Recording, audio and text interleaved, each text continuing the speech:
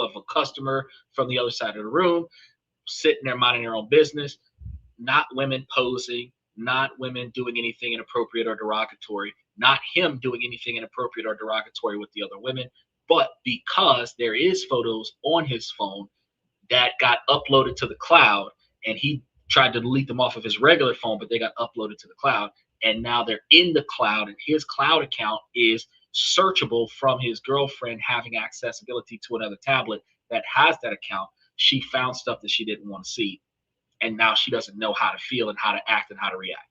First and foremost, I, as a man, would tell all men, do not connect your cell phone to the cloud. No auto syncing, period. You have your contacts list that automatically goes to your Gmail account. That's all you need. Your photos should be manually uploaded to whatever Dropbox or whatever save file system that you want to use to preserve your photos, and then immediately delete it off of your phone.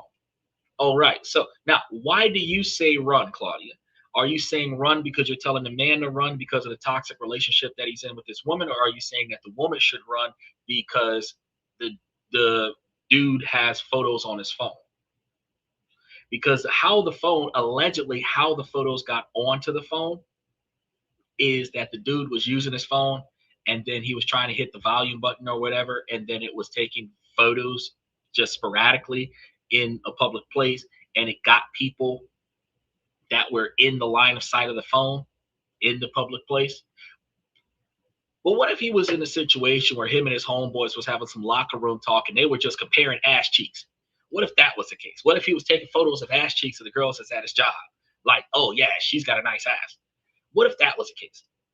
Most women would say, oh, I should break up with him because he's looking at other girls' asses.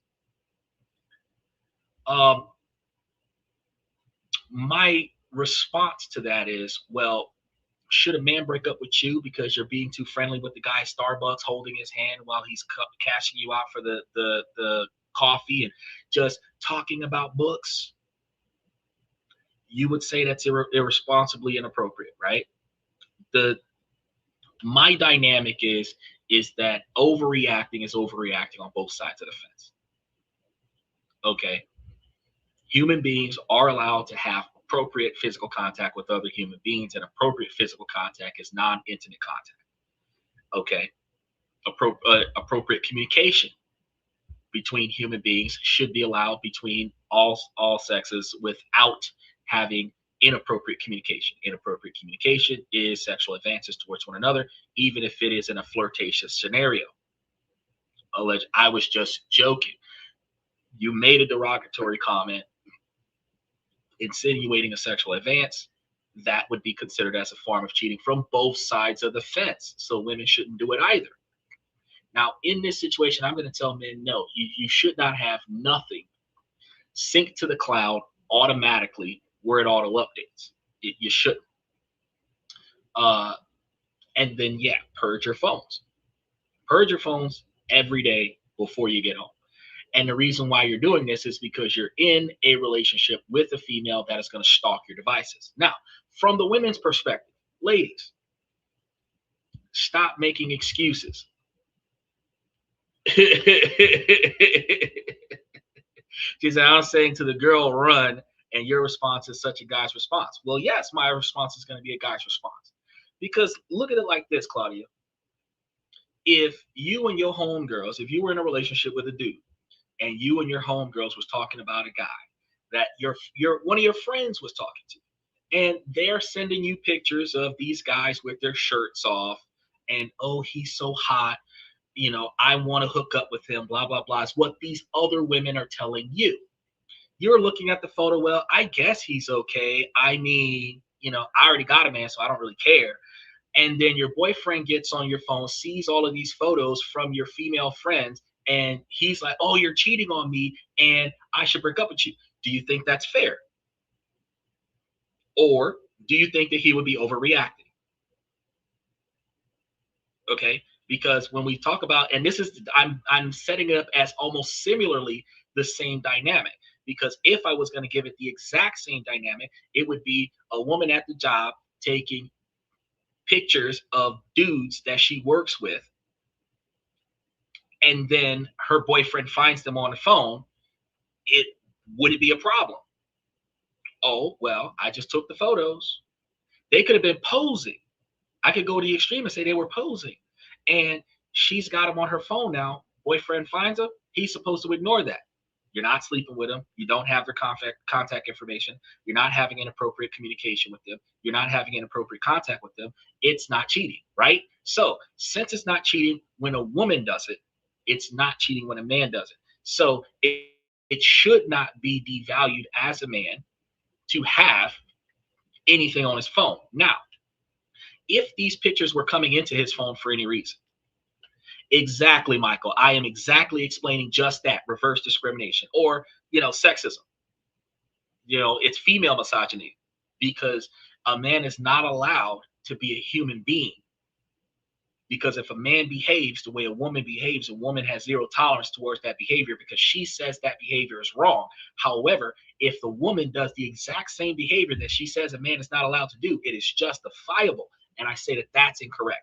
Uniformity dictates is that if he can't do it, she shouldn't do it either. But women will pass photos back and forward.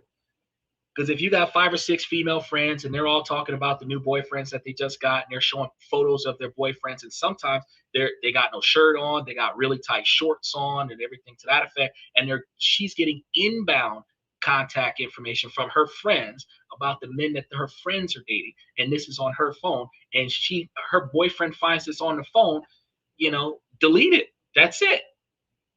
Delete it, and then ask your friends to stop sending photos about their boyfriends to you. And that is all that would happen from the boyfriend. But from the woman, she's having a nervous breakdown, throwing up all over the house. She's possibly going to have a miscarriage and abort the baby at 9 months because this dude's got 2 or 3 photos of some coworkers on the phone. It makes no sense. It makes no sense. It's doing the extreme. But he says girls overreact is normal. Yeah, girls overreacting is normal. You have to be confident in your partner making rational decisions. And I love the way Wolfman is talking about with this. And that's what I was about to get to with the women. Ladies, y'all have to have more confidence in yourself as a woman, because first and foremost, in order for a man to be compelled to cheat on you, he would have to have first lost value in you, which means that you would have not been performing to the expectations of the man that you have. Now, if you are operating at peak performance, you are not doing anything wrong, you're doing everything he expects you to do, you are the perfect girlfriend, right? The perfect wife, then why are you intimidated by other women? Why are you insecure about other women? There should be absolutely no reason why you should not be able to trust your man to be in a room full of hot, naked chicks, because if you're doing what you're supposed to do, he should not have a desire to go and mess with anybody else outside of you doing whatever it is that you're doing. Now, in relationships, when women dominate the relationship, give the man what she wants him to have, but then does not reciprocate what he expects her to reciprocate, she feels like she's done enough. Fuck how he feels. She knows that he might be going undone and could be in a position where she could care less about that. As soon as she realizes there's 3 or 4 other photos on his phone that indicate that there are female options that can replace her, now she's all of a sudden insecure. It's almost like you rob the bank every day and you don't care that you're robbing the bank and robbing the bank is a crime. But the day that your manager starts talking about firing employees or hiring new employees, that's when you start believing that you're going to lose your job, because you knew that you were not behaving correctly this entire time. Your insecurity, your guilt is kicking in, and now you're acting negatively. So to preserve your position, you're going to do one or two things. Like Claudia said, you're going to snatch and run and blame it on him. 2 or 3 photos of fully clothed women that wasn't on the camera, faces weren't on the camera or anything, and then you're gonna have that as the excuse that you're leaving, that he's inappropriately collecting these photos. Yeah, women are just like men, horny as hell. But the truth of the matter is that the other option is that you're gonna force your man to put himself in a social box, isolate himself for society, further oppressing your man to prevent him from interacting with other women, to potentially find a better suitor. The more that you restrict your man to prevent him from interacting with another woman, is the more abusive you are as a woman. Because if a man was to deny a female social interaction because of his pronounced insecurity, women would call that behavior abusive. If it is abusive when a man does it, it's abusive when a woman does it. If it's inappropriate when a man does it, it is inappropriate when a woman does it. I'm just standing on uniformity. Now, back to what I was saying about the ladies and these phones. No man should have a woman searching through anything for any reason. No woman should have a man searching through anything for any reason. So the only time I should be searching through your stuff is when you sent me to go look for something and I don't know what the fuck is at. That's the only time. And the only time you should be searching for something is when I sent you to go look for something and you don't know what the fuck is at. However, what she did was she got on her tablet. How you doing, Mixed? She got on her tablet. And after she got on her tablet, she observed that she had access to his photo gallery from his cell phone. And she decided to see what was in there. And once she decided to see what was in there, she found something that she didn't want to see. Now, it is my personal opinion that because you acquired this information from unethical means, that you should not utilize that as an excuse to change the dynamic of your relationship. But see, that's the thing. He didn't cheat. According to what the woman says, Claudia says maybe that's why he cheated, because I was too cool of a girlfriend. Don't care about his phone or who he's talking to. Well, no, this is the thing. The dude didn't even cheat. What happened was the dude had photos on his phone. He was frantically deleting all the photos off of his phone, but they automatically uploaded to the cloud. Now, his girlfriend's at the house. She's going through his photos in the cloud. And now, even though he deleted all of the photos off of his phone, she is interrogating him about photos that he has eliminated. Before it was supposed to be a problem, she made it a problem because she went through his photo gallery, not her photo gallery, because she wanted a photo from herself, from her personal gallery, which should not impact his personal gallery, which is the reason why I have a problem with this, because she could have gotten her photo without ending up in his gallery. No device that has multiple emails with multiple photo galleries connected together, where they're all in the same tablet. You have to download them out of the cloud. If you want something, that's what I'm saying. She's so dramatic. So after he got rid of everything, it happened that day, he got rid of it, and it's not on his phone anymore. But he's still going to be condemned about it once she found it in the cloud. He didn't know it was in the cloud. If he would have knew it was in the cloud, he would have deleted it out the cloud too. Then he wouldn't have had an argument. But that's why I tell men, don't sync your phone to the it's a lot of estrogen. Don't sync your phone to the cloud. Anything of importance, manually update it somewhere, save it on a file, update it somewhere, put it in an email or whatever, but don't save it to the cloud. The cloud is supposed to be there for emergency documentation, and you should be able to manually upload it at that point. And then everything else, if you lose your phone, it's lost. But don't save anything to the cloud, because these females will go and find it. Now, again, like I was going to say, females, don't go looking for shit. Because that's always the excuse. I was looking for a photo, or I decided to take a photo, or I was trying to send a photo from myself from his phone, and that's when I stumbled across. No, what happened was your ass was snooping in somebody else's photo gallery. The same way that you would, if back in the day before technology was a thing, the way this would have operated was he would have had a diary of personal information. And she went into that diary looking for a blank piece of paper and read all of this information. That's how it would have been back in the day. He would have had a photo album from back in the day where she's going through photo albums without his consent and find some shit from way back in the day, and now she want to throw it in his face. That's the kind of stuff that we got going on. But with technological advancements we have in today's time, we have individuals that will use this as an excuse to break up a relationship. And I think that that's an inappropriate excuse to break up a relationship. You found some shit. Yeah, you might pay closer attention to your relationship now, but you're not supposed to change the way you treat him. You're not supposed to talk to him any different. And then you're not even supposed to address it with him. Because if you would not have been looking through his gallery, you would not have found those photos. Now, women are going to say, "Oh, well, he would cheat on me if I don't watch him like a hawk." Well, no, if you treat him right, like 2 days ago, because I wish y'all ladies was on the show 2 days ago. If you are valuing and respecting and appreciating your man is going to go above and beyond to value and respect and appreciate you. You're less likely to be cheated on if you're fulfilling all of your man's desires and needs and some of his wants. But when y'all come with them attitudes, and then a lot of women say, "Well, I'm not going to submit, I'm not going to obey, blah, blah, blah, blah, blah."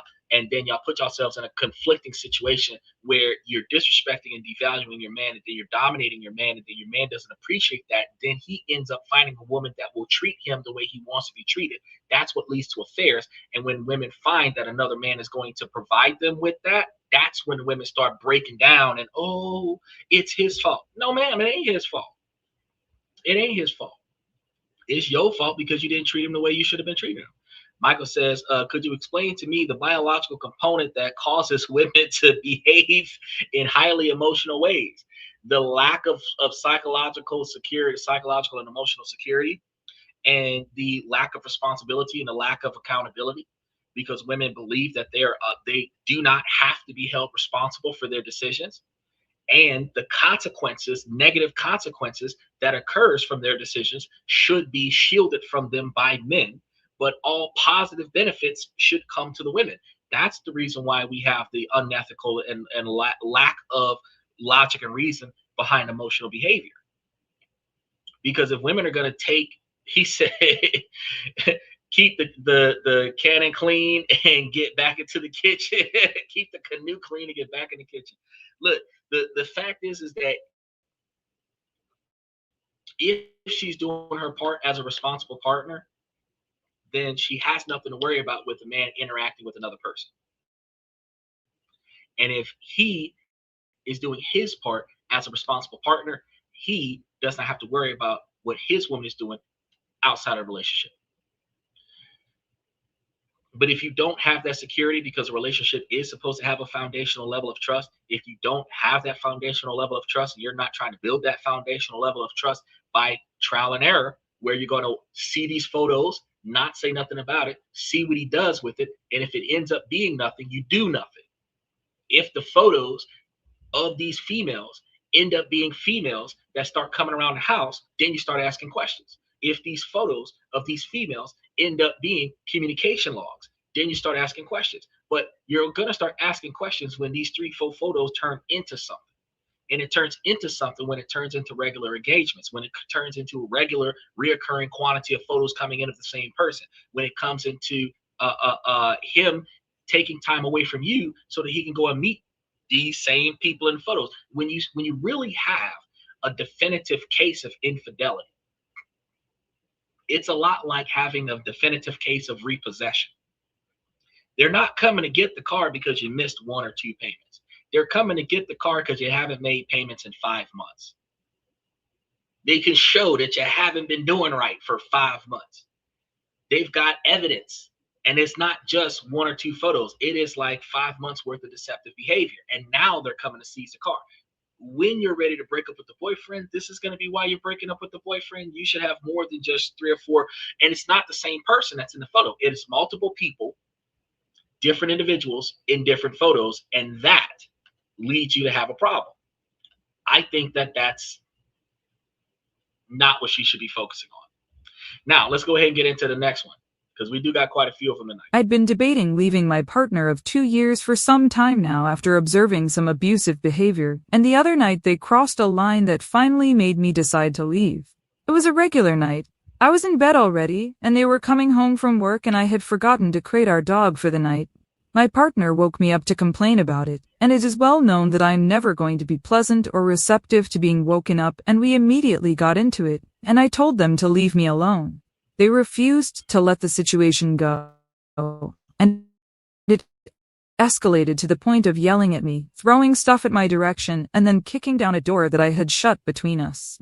After the door incident, I ran to get dressed, got in my car, and sped off to my friend's house. My partner has been begging me to forgive them, sending me these intense declarations of love, ignoring my pleas for space and calling and texting me every day. Finally, I came and moved out all of my belongings while they were at work, and they do not seem to understand what could have brought me to that point, which makes it so much clearer why I had to leave. All right, look, I do not condone abuse, but I'm about to go in on the situation where these females is not gonna like what I gotta say. So check this out. He said, my partner, we can't say girlfriend anymore. Look, we can't call females females anymore. We've got to call them women. And I'm sitting over here looking like women. Women are females. Females are women. Men are males. And no man has a problem with a woman saying that male. We're good. Male, guy, dude, bro. Long as we're not calling y'all bitches and hoes, y'all should be glad. Female, woman, lady, ma'am, miss. They don't even like being respected when we call them miss and ma'am. Ooh, that makes me feel old. It doesn't make you feel fucking respected. It makes you feel old. Damn. So there's never a moment in society where a woman feels valued, appreciated, and respected unless a man is bowing down to her, worshiping the ground that she walks on, and spending all of his money on her. Because every other scenario, it's a problem. Now, take this situation here. This lady has for a long period of time not wanted to be in her relationship anymore. She's in a relationship for 2 years. You guys have a routine. The dog is supposed to be put up. She's making an excuse.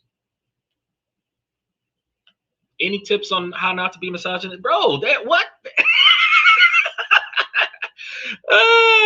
Look, I ain't even mad at you. I ain't even mad at you. He says, is there any tips? Every man is struggling with misogynistic behavior. And you know why? The reason why every man is struggling with misogynistic behavior is because a man cannot talk about what his problems are without being devalued as misogynistic. True misogyny, special shout out to Nicole, Detroit, Michigan in the house. True misogyny is putting a woman in a devalued place of extreme servitude with no rights and no privileges, where the guy can abuse and devalue her all day long, and then she's still supposed to worship the ground that he walks on and bow at his feet, right? Now, women want to take a man disagreeing with her negative behavior, call it misogyny. Women want to take a man telling a woman to hold herself with a higher level of respect, and she'll call that misogyny. A man will say, just like what I was talking about earlier today, that if it's not cheating when she does it, it's not cheating when he does it. She's going to say, not Claudia, but the lady earlier, you know, women would call that type of behavior misogyny. But the fact is, but that's exactly my point. We just want women to stop behaving badly. And that's one of the reasons why we ask them to, or tell them, don't do. And there's a lot of women that don't want a man to tell them what to do, and they will define a man instructing them as misogynistic. Receiving instructions from a man is not misogynistic, but not following those instructions is disobedience. And women are supposed to respect the men that they choose and follow the instructions of the man that they chose, not because it's misogynistic, but because she chose him to lead her. Women want leaders. Women don't want followers. Women are not attracted to followers. So if you want a leader, leaders lead. And what do you do with a leader? Follow the leader. So if the leader says go left, you go left. Leader says go right, you go right. Leader says stop, you stop. When leader says shut up, you shut up. When leader says sit down, you sit down. Right? This is just like Simon Says. Nobody's got a problem with playing Simon Says, but everybody's got a problem with respecting a man. You put him in that position to lead you. But there is zero accountability for women. And there are a lot of terrible men in the world, but there are a lot of terrible women in the world, and the terrible women in the world justify their behavior by devaluing the men that call them out on it. No man is going to have a masculine man movement to justify negative behavior. If a man behaves inappropriately, we're like, yeah, that was an asshole move. Like I was just about to get into about the dude kicking down a door. If she ain't talking to you, as long as she's not threatening to hurt the dog, you shouldn't have to kick the door down. So you're probably doing too much there. But at the same time, this chick, after 2 years of being in a relationship, deliberately left the dog out, which is apparently a problem. Their dog has to be crated. My dog can jump on the back of this chair during the podcast and I ain't got no issues. So since the dog is supposed to be crated before bed, and this is a common practice over the last 2 years, why the hell is the dog not in the crate? She's going to say, ooh, I forgot. Well, the responsibility of actions is to accept being verbally disciplined by your partner by being fussed at for leaving a dog out. Reverse scenario. If the man was home from work, he would have been in bed asleep. He forgot to crate the dog. She would have cursed him out. She would have threw water on him and everything like that. You should have put the dog up. Let's put it like that. Now, he said, I've learned when you say go left, someone will go right. That's the truth, Michael. A lot of times when you say go left, you have the defiant people going in the exact opposite direction. 87% of defiant people are going to be women. That's exactly my point. Why crate the dog? Probably because the dog is in the phase where it's chewing on stuff and using the bathroom in places that they don't want the dog to use the bathroom in, and they're crating the dog because they're not putting in the effort to train the dog so that the dog can function without a crate. But if the dog is supposed to be in a crate for any reason, and she knows this and she's supposed to put the dog in a crate, her not crating the dog caused a problem. But the other issue that caused a problem in this particular scenario was she admitted that she's an asshole when you wake her up. Now, he woke her up. She didn't want to hear it. She yelling, fussing, cussing, and disrespecting him because he woke her up, instead of her accepting the responsibility of not creating the dog. So it went from, he asked me, do you believe women should be allowed to vote? I go back and forth on that.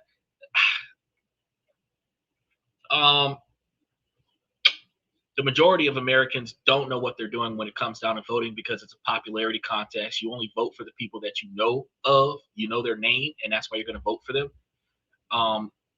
You're not even voting for them because they're attractive, because they're all a bunch of 60 and 70-year-old men when they get into office. They're never a woman. And it's not because a woman couldn't do it. Oh, I mean, the budget that Kamala Harris destroyed probably would have sent the spiraling further in debt. But the fact is that most people don't know anything about the policies behind the politician. So I'm going to tell you that everybody under the age of 30 shouldn't vote because they don't know what the fuck they're doing. They're allowing you at 18 and 21 to vote, but you really shouldn't be able to vote until you learn about political policies and how they impact you. So like the women that don't even know what a Bitcoin is, but they're voting on Bitcoin policies, I strongly believe that they should not be denied the right to vote, but they should put more effort into being more knowledgeable about the right to vote. But I also believe that since men must be enlisted in military, drafted for military services to maintain their right to vote, that women, due to equality, should have that same mandate where they be enlisted into the military and drafted into the military. You said she's fucked up. The chick, yeah, this chick is fucked up because she fucked up by leaving that dog out, and then she's cursing the dude out and fussing and arguing with the dude because she didn't want to be told what to do. And I believe that was a wrong behavior to perform. She should have apologized for leaving the dog out, accept her behavior for leaving the dog out, and put the dog up and then take her ass to bed. At no point during this devaluation of communication did she put the dog up. He didn't put the dog up. So she's arguing with him. They downstairs in the kitchen fussing and arguing and stuff about why she ain't got to put the dog up because she was in bed asleep, and how dare he come and wake her up because she was in bed asleep. But that ain't got nothing to do with the fact that bitch ain't put the dog up. Now she done jumped in a car and drove to a friend's house, and oh, it's me. It was the man's fault. Voting age should be between 25 and 60. Voting age should be between 60 and between 30 and 60. 30 and 60, 65 at the latest. All of this over a dog. You're right. Put her in a crate. So when I seen this post, and like all of the people that are following her are like, oh, he's so abusive, da, da, da, da, you go girl, you, oh, sorry that you went through this. And I'm sitting over here like, you caused half of the trauma that you went through because you already didn't want to be in this relationship, and you used this creating a dog situation as the final nail in the coffin. I said this on the show plenty of times before. Doesn't matter if it's a man or a woman. There are a lot of people that end up in a relationship. They don't want to be in a relationship, and they find an excuse to get out of the relationship.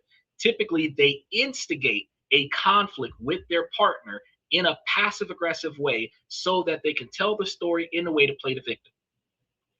Fact of the matter is, dude didn't punch her in the face. Dude didn't drag her down the stairs. Nothing to that effect. He didn't Chris Brown her, okay? But had he slapped her at one point in time, they've been together for 2 years. If you ain't leaving the first 3 months when he hit you the first time, you are allowing yourself to be in an abusive relationship for 2 years before you finally decide to leave. Once you were emotionally withdrawn from this relationship, you should have been physically out of the relationship for 3 months prior. So the fact that you're still in the relationship for 2 years and emotionally withdrawn out of the relationship, that's the part that I'm just like, that makes no damn sense. Yeah, girl, because Chris Brown had 20 women last time I covered him on this show, and he beat each one of them. He didn't beat on one and learn from his mistakes.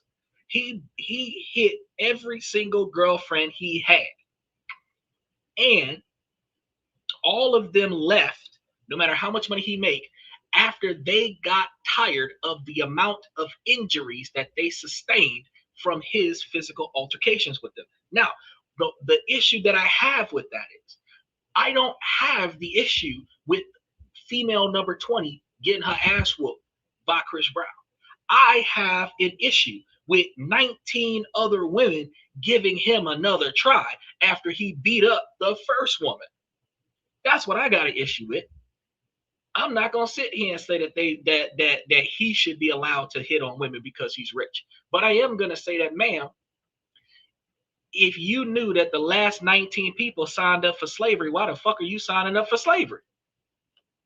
If you know that you're about to get your ass whooped, if the cost of getting his money is to get your ass whooped, broken jaws, dislocated rotator cuff, flight down the stairs, head first kind of shit, if you know that that is the cost of getting this man's money, why the fuck are you signing up for that? Did you sign a stunt devil contract? Did you sign hazard pay in your relationship with him? Because you knew that the other women got their ass whooped. So this is what we talk about pre-traumatized. You're traumatizing yourself. Like I said, just need a new pillowcase and call 811. You don't need to do all of that. You could just get your shit and leave. If you innocent, okay, take for example, most of us are not out there in the city, in the state where the ICE is killing folk, right? None of us is going to get in a car and go over there and go pick a fight with the guys in camouflage, right? Because we don't want to get our asses whooped, right? Now, that's logic. If you're in an abusive relationship, you should be grown enough and mature enough to know right now that the first time he raised his hand to hit you, that is when you pack your bags and get the fuck out of the house. You don't stay there for 2 more years. I say that you don't play fight in your relationship. People say that's healthy. I disagree, because play fighting leads to real fighting. When you get used to slapping each other in the arm, even if it's play, when you get used to slapping each other in places, and then all of a sudden that turns into a punch in the eye. You don't want to start allowing negative contact with one another, even in non-volatile scenarios, because it will build volatility. All you got to do is just hit your partner too hard one time, and that's a wrap. They're going to hold resentment, and the one time that they get that ability to get you your receipt, you're going to get your receipt. It's going to be just like WWF. They'll take that lick, but they'll deal that lick back at your ass. And you're going to be sitting there with, oh, I can't believe he did it to me. But in most relationships, women throw stuff at men, women hit men, kick men, punch men, slap men, and men are supposed to take that.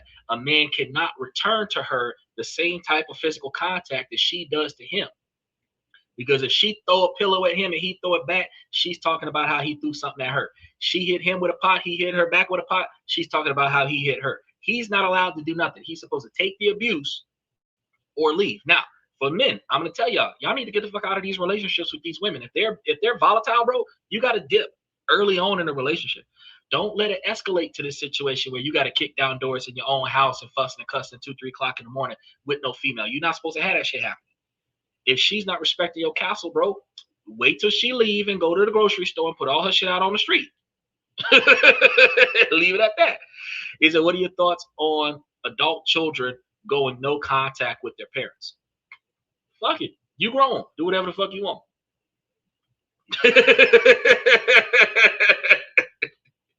Once you grown, once you reach that age where you, and I'm going to say adult children is different from adults. Adult children are children that are over the age of 18 and still under their parents' income. Adults pay for themselves. So adult children, as long as I pay for you, you will do what the fuck I tell you to do.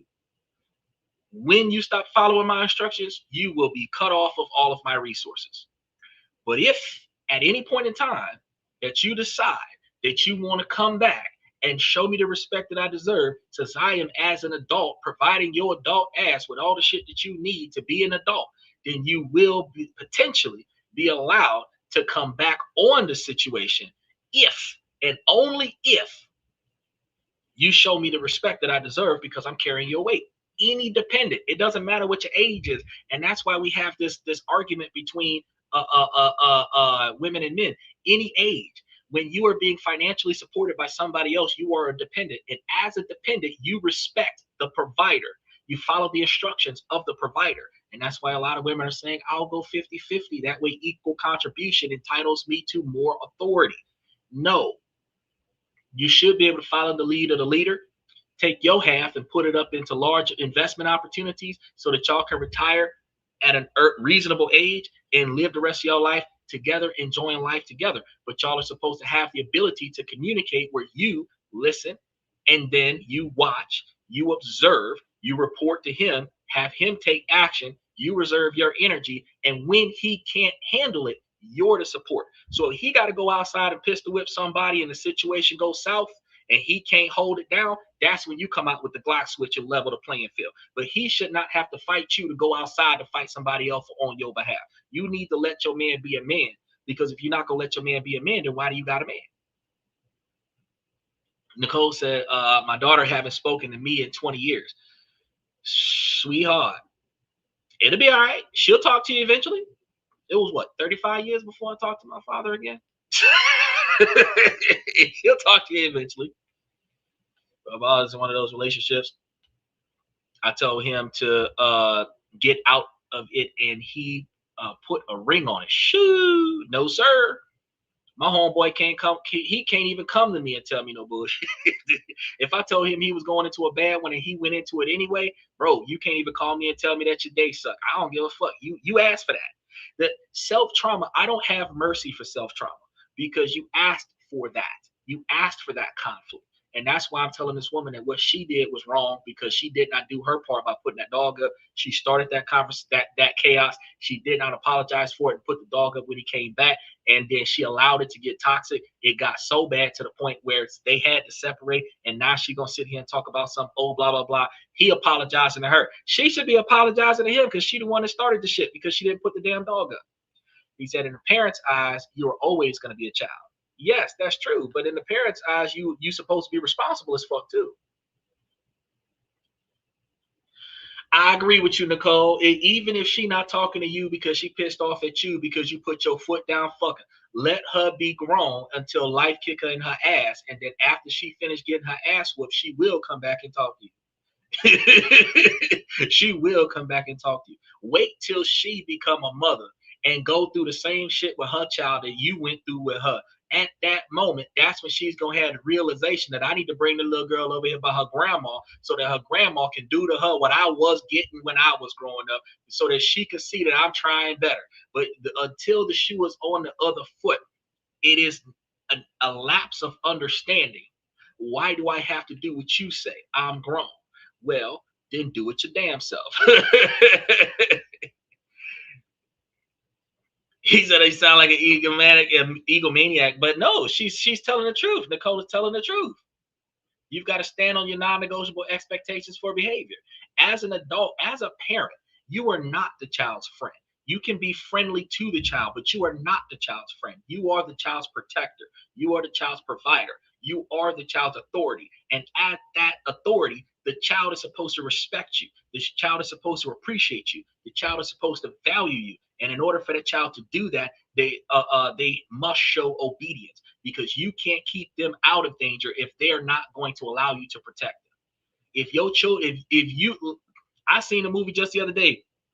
I was watching on Netflix, and a dude was being hunted down by some stone cold killers, and the police put him into a hotel, put security on the room. Nobody could get into the room.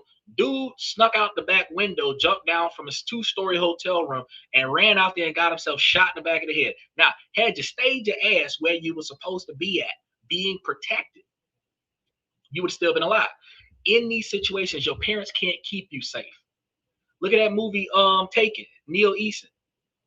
Every time his daughter was in trouble was because she lied about where she was going and who the fuck she was with. Then her daddy had to go and kill half the society so that he could go and rescue his daughter and bring his daughter back. In one of them episodes, her best friend didn't even survive the same situation that she was in, and her daddy brought her back, and she still ain't had no respect for him in the third movie. I'm trying to figure out, like, why are children behaving like that? Help come get me now that the situation is out of my control. But at the end of the day, the children are not in that situation because the parents, they're in that situation because they didn't listen to the parents. Girlfriends are going to be in those negative situations because they don't listen to their boyfriends when the boyfriend says, don't put that on and don't go to that location and get wasted. And why weren't you there to protect me? You put yourself in that situation. You told me to stay home. I stayed home. But if you would have followed my instructions, I'll go with you, and then I can keep you safe. These things, there's a dynamic there. You have to sacrifice certain liberties in order to receive certain protections. There's no way around it. You can't be the boss of your own and not have responsibility for your decisions. Mick says, I'm sick of parents acting like the victim when they do a terrible job. Look, they got so many parents that do it bad the first time. They get it. Sometimes they don't even get it right by the fourth child. If you're an adult, if your adult child is choosing to not be in your life, it is your fault for being a bad parent 9 times out of 10. That's not true. 9 times out of 10, it is specifically because the child is rebellious against the authority. It's got nothing to do with being a bad parent. You can be the best parent that you can be. And really, truly, especially with your first child, you don't know what the fuck to do. All you know is that you don't want your child to get hurt unnecessarily. You don't want your child to end up being accosted by somebody else. If you got a boy, you don't want him with children at a young age. So you don't want your daughter with children against her will. You don't want your daughter with non-consent contact, and you don't want your son going to jail for non-consent contact. You don't want your son with children he can't afford to pay for. You don't want them to have broken bones in life. You don't want their feelings to get hurt. You don't want the people to steal stuff from them, and you start putting rules in place to protect them from all of that stuff, right? Then you feed them, you give them stuff, you show them responsibility by going to bed at an appropriate time so that you don't wake up too late. Kids don't like curfews. You show them not staying out too late prevents them from being caught up in negative situations. You give them curfews out in the street. You show them how to take care of themselves by giving them responsibilities that they don't want to do. It's not being a bad parent just because you didn't do what the child said do. It is the fact that the child decided that they got more authority over their life than what you do, and they're going to walk out there and try to be Mr. Badass. That's fine. Go out there and be Mr. Badass if that's what you want to be. When you finish fucking the situation up, don't come over here thinking that I'm going to come and fix the situation 9 times out of 10. There's some stuff I'll come and bail you out of. But like my mama told me, if you get caught up in some shit where you did it wrong, I am not coming to visit you on Sundays. I'm not bailing you out. I'm not putting no money on your canteen, and I do not accept collect calls. But if you ain't had nothing to do with this situation, If you was just in the right place at the right time with the right skin complexion and they just swoop your ass up in the middle of the scenario, I will always have your back. I will always come get you, and I will make sure that you ain't in there long. So I was told from the beginning, first person accountability, that if I am deliberately breaking laws, that I will be abandoned by family. I knew from the beginning that I am not going to put myself in a situation where I am breaking a law because I know I will have no reinforcements. That puts me in a position of making wise decisions. Now, if I decided you can't tell me what to do, I'm going to smoke this blunt in front of this cop and flick it in his car, go to jail for a schedule run drug charge, is that bad parenting or is that poor decision making from the person that got arrested? Because I don't think that would have been bad parenting. Mama and them said, we ain't coming to get you. Now you doing a long stretch. You ain't never had a visitor. Ain't nobody except to collect calls from you. You ain't got no money on your canteen. They ain't even paying for your public defender. You just out there. Why? Because you were told. If you don't follow instructions, you have to accept those consequences at some point. He said sometimes over parenting causes problems too. That is true. Over parenting, over restricting your children can cause problems. The children will feel suffocated. And a lot of times mothers are overprotective. They don't allow the girls to have boyfriends. But if you allow boyfriends, now you have the problem of too much physical contact between the young adults. They don't know when it is an appropriate time to stop. The boys are going to continue to push until they get laid, and the girls are going to continue to cave until they get laid. He said, call the village. Well, it takes the whole village to be involved. If you allow your daughter to have boyfriends and you say, don't close the door, then she closes the door, then you open the door and put the boy out, because the rules are, if you have a boy in the house, you don't have him in a room with a closed door. That keeps you safe. Now, I'm allowing a man in my house. He shouldn't be in here. I'm allowing him in my house. He's not even going to respect my rules. Now he can't come over. She's going to get mad about that. Well, that's too fucking bad. That's the rules of the house. You either stay in the common areas or keep all the fucking doors open. So if I pass by and I know that you're safe, you good.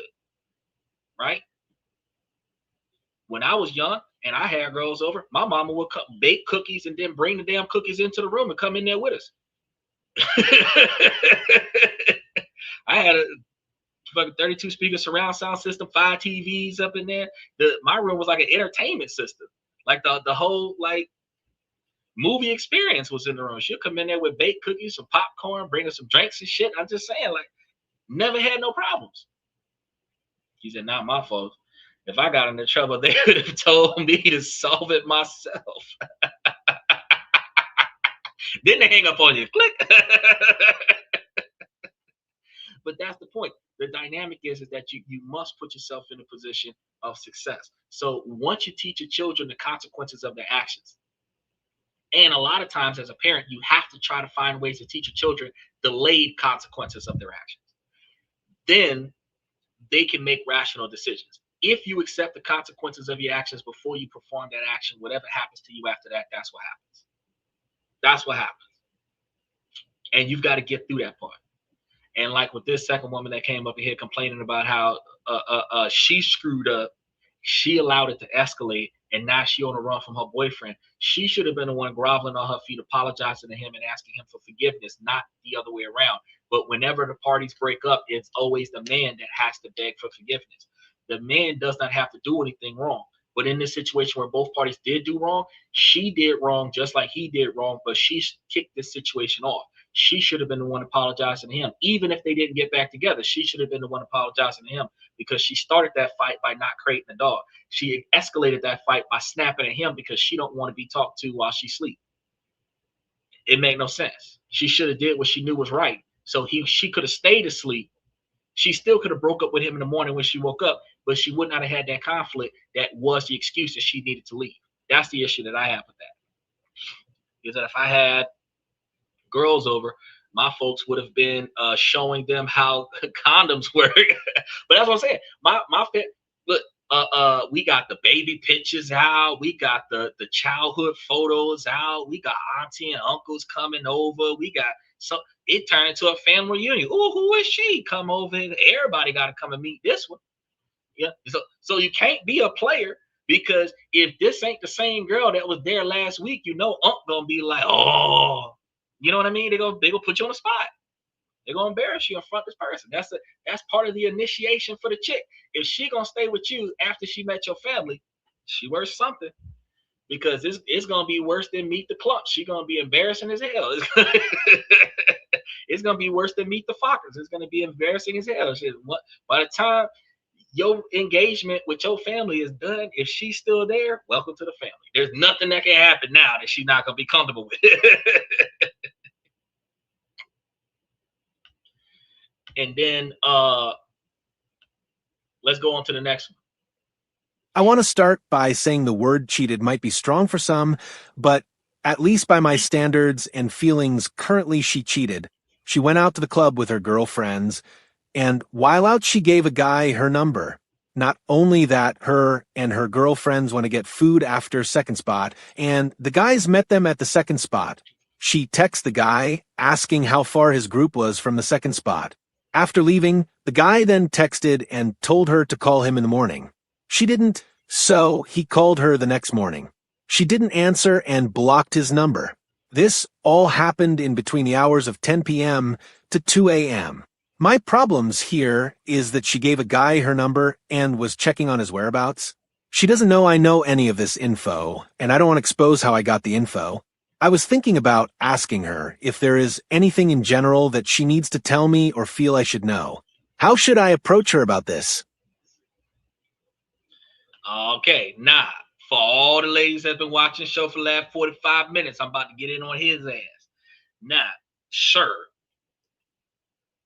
that if you I'm gonna have to stand on business. That ain't really all that cheating. She was out there hanging with the squad. They had a second group that joined the group, and they was all having a platonic engagement with the squad.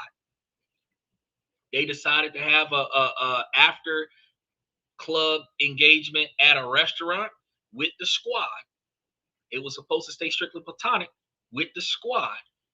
There's no reason why you should have anything to worry about with that. Now, what happened was he did not get to the restaurant that they was all meeting at as a group. She's still in a relationship. He contacted her in the morning. She blocked him. She ain't trying to go that route. Had regrets and blocked his number. Now, yes, but I'm going to come from a position of neutrality. I'm going to come from a position of uniformity. If she was hanging out appropriately in a public setting with a group of individuals, 2-3 guys, 2-3 girls, everybody's hanging out like that 70s show. She's in a relationship, but her boyfriend isn't there. They're all going to another spot, and they're going to all hang out in the other spot. And then after that, she's going to take her ass home. If that was the case, there's no issue. She's not making out with this dude. They're not making sexual advances to one another. There's no issue. He tried to follow up with her in the morning. She blocked his number. Even if he followed up with her in the morning, she answered the phone. And then after the conversation that they had where he wanted something from her that she wasn't willing to provide, she blocked his number. The engagement that she had with him was severed. The issue that I'm going to have with this dude is the same issue that I had with the first two women that we talked about. Your ass found out this contact from this girl and that dude because you was snooping through her fucking phone. So, again, I'm going to say, leave that shit alone. Leave that shit alone. Look, exactly. There ain't no backstory. There ain't no she did something conspicuous or nothing to that effect. Leave that shit alone. So you know that she'll block that number. So the only thing that you can do is ignore it. Because if you engage her in any way, shape, or form, utilizing this information as the catalyst for the reason for your behavior, she will know that you have betrayed her trust and gone through her phone and gotten this information, which puts you in a position where you cannot be trusted by her to not accuse her of deceptive behavior. The concern that I have is that you're not supposed to be in this type of situation where you have to be cautious about what you do and where you go in your day-to-day life to be fearful of retaliation from your personal spouse or whatever. when you get back to the house. When you go out, you're supposed to live life like a normal human being and then come back and be comfortable and capable of telling your partner everything you did. So with that being said, if you want to see if she's going to tell you what happened, you could have gone and said, hey, how was your night out with your friends the other day? She should be able to say, oh, we was hanging out for a little bit. We ended up connecting with some dudes or whatever. Oh, okay, yeah. One of them gave me their number because we was all going to the next spot. And I guess my friend's phone was dying, so he gave me hers because I still had power on mine. And I was trying to reach them to go to the restaurant when they didn't show up. I said, fuck it, went home. And then he tried to call me in the morning thinking he was going to turn something into something. And I said, nope, block this number. If she going to give you the whole story, bro, don't worry about it. But truth is, if you're doing what you're supposed to do as a dude, one, your ass would have been there. So, I mean, the fact that you wasn't there, you kind of set yourself up for that. Two, if you're doing what you're doing as a relationship, as a man, she should have enough respect for you to not allow any interaction she has with the opposite sex or even with the same sex to become inappropriate. If you trust your woman, you trust her to not devalue your relationship by getting involved with someone else that is not involved in your relationship. That's my observation of that. Now, let's go ahead and touch base with the next one because we do got a few of these. Man, we did an hour and some change. Please tell me I'm crazy. This is going to be a long one, but please bear with me. You need the context. Hold on. Yeah, exactly. But we everybody's going to agree to it because I'm talking about it from a man's perspective. But 2 ladies ago, there was a lot of frustration and friction involved. But now you see what I said when the women said what they said, because I'm like, look, from the man's perspective, it applies the exact same way. Don't go looking for trouble that you're not ready to deal with.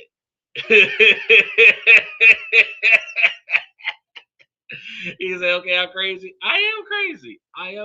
I'm coming from a position that I have the peace of mind to know that when I decide to commit to a specific individual, that this individual is not going to do something that is going to piss me off.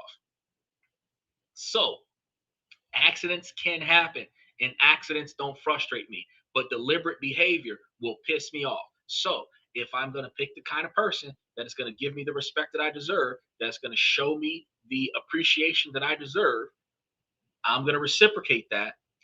I'm not going to say we're never going to have an argument. I'm not going to say that we're never going to have a disagreement. But what we're not going to do is have a lack of trust with one another.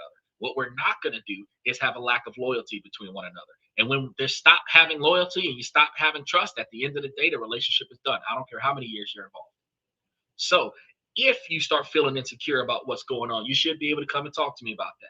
If I start feeling insecure about what's going on, I should be able to come and talk to you about that. We should be able to have a level of transparency in our relationship to express our feelings with one another that allows us to talk about what's bothering us so that we can work it out so that it stops bothering us.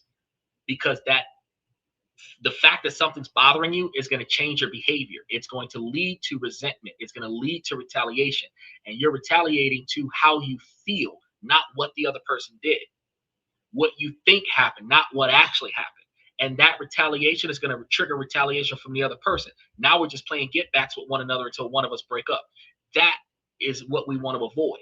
So in full transparency, we want no resentment, no retaliation, and no negative reaction. So no devaluation, none of that. You tell me what you're going to tell me, like a full-on confessional. I'm going to listen. It's going to go into the vault like a Disney vault and never be seen again.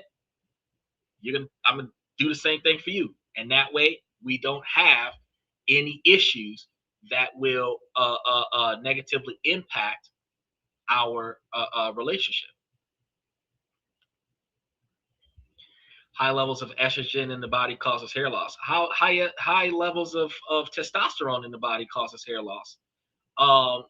There's actually I do believe it's like a DHT hormone that actually can be exacerbated from keratin that can cause hair loss.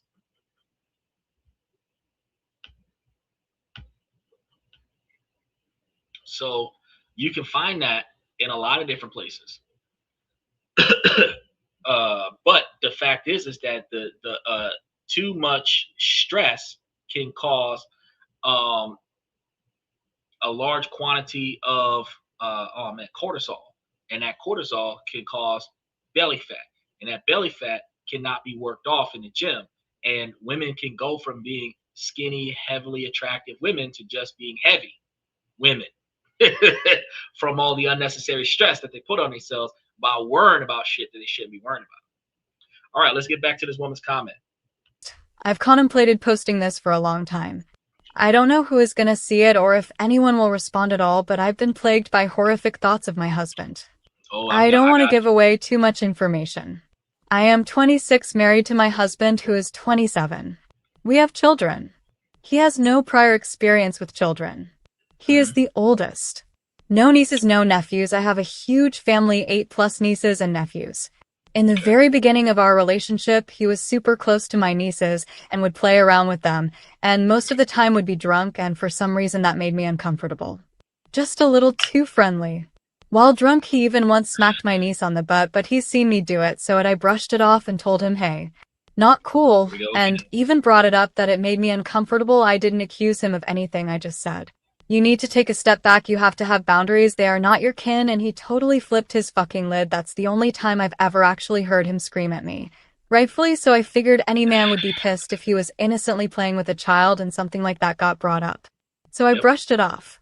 He has been pissed about it ever since and will bring it up and has told people about that conversation, referencing our only real fight. Fast forward a short amount of time and he's playing with my nieces again, drunk. Again, and my sister's best friend saw it and said it was weird, he's too close. I ignored that comment.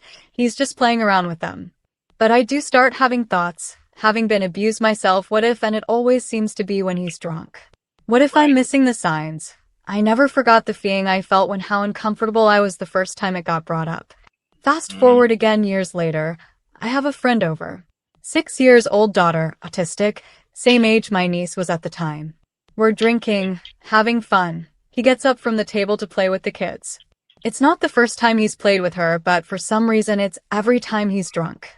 A week later my friend texts me and tells me it made her uncomfortable. How he hangs all over her while he's drunk and it makes her daughter upset. We go to another party, he's drunk, 13 years old girl, they are playing around, wrestling around, play fighting. I told him to stop, it's weird. The little girl was trying to kick him in the balls. That's so fucking inappropriate. Fast forward again. Epstein Files gets brought up and he stands with Trump saying he's innocent. I asked him, what if your daughter came to you and said your best friend who you love and is the best guy in the world touched her in a bad way? What would you do? His response was, my best friend wouldn't do that. I don't believe he would ever do something like that. Am I paranoid because of trauma? Am I overthinking? Reading into it too much? He is a good man, everything about him is great.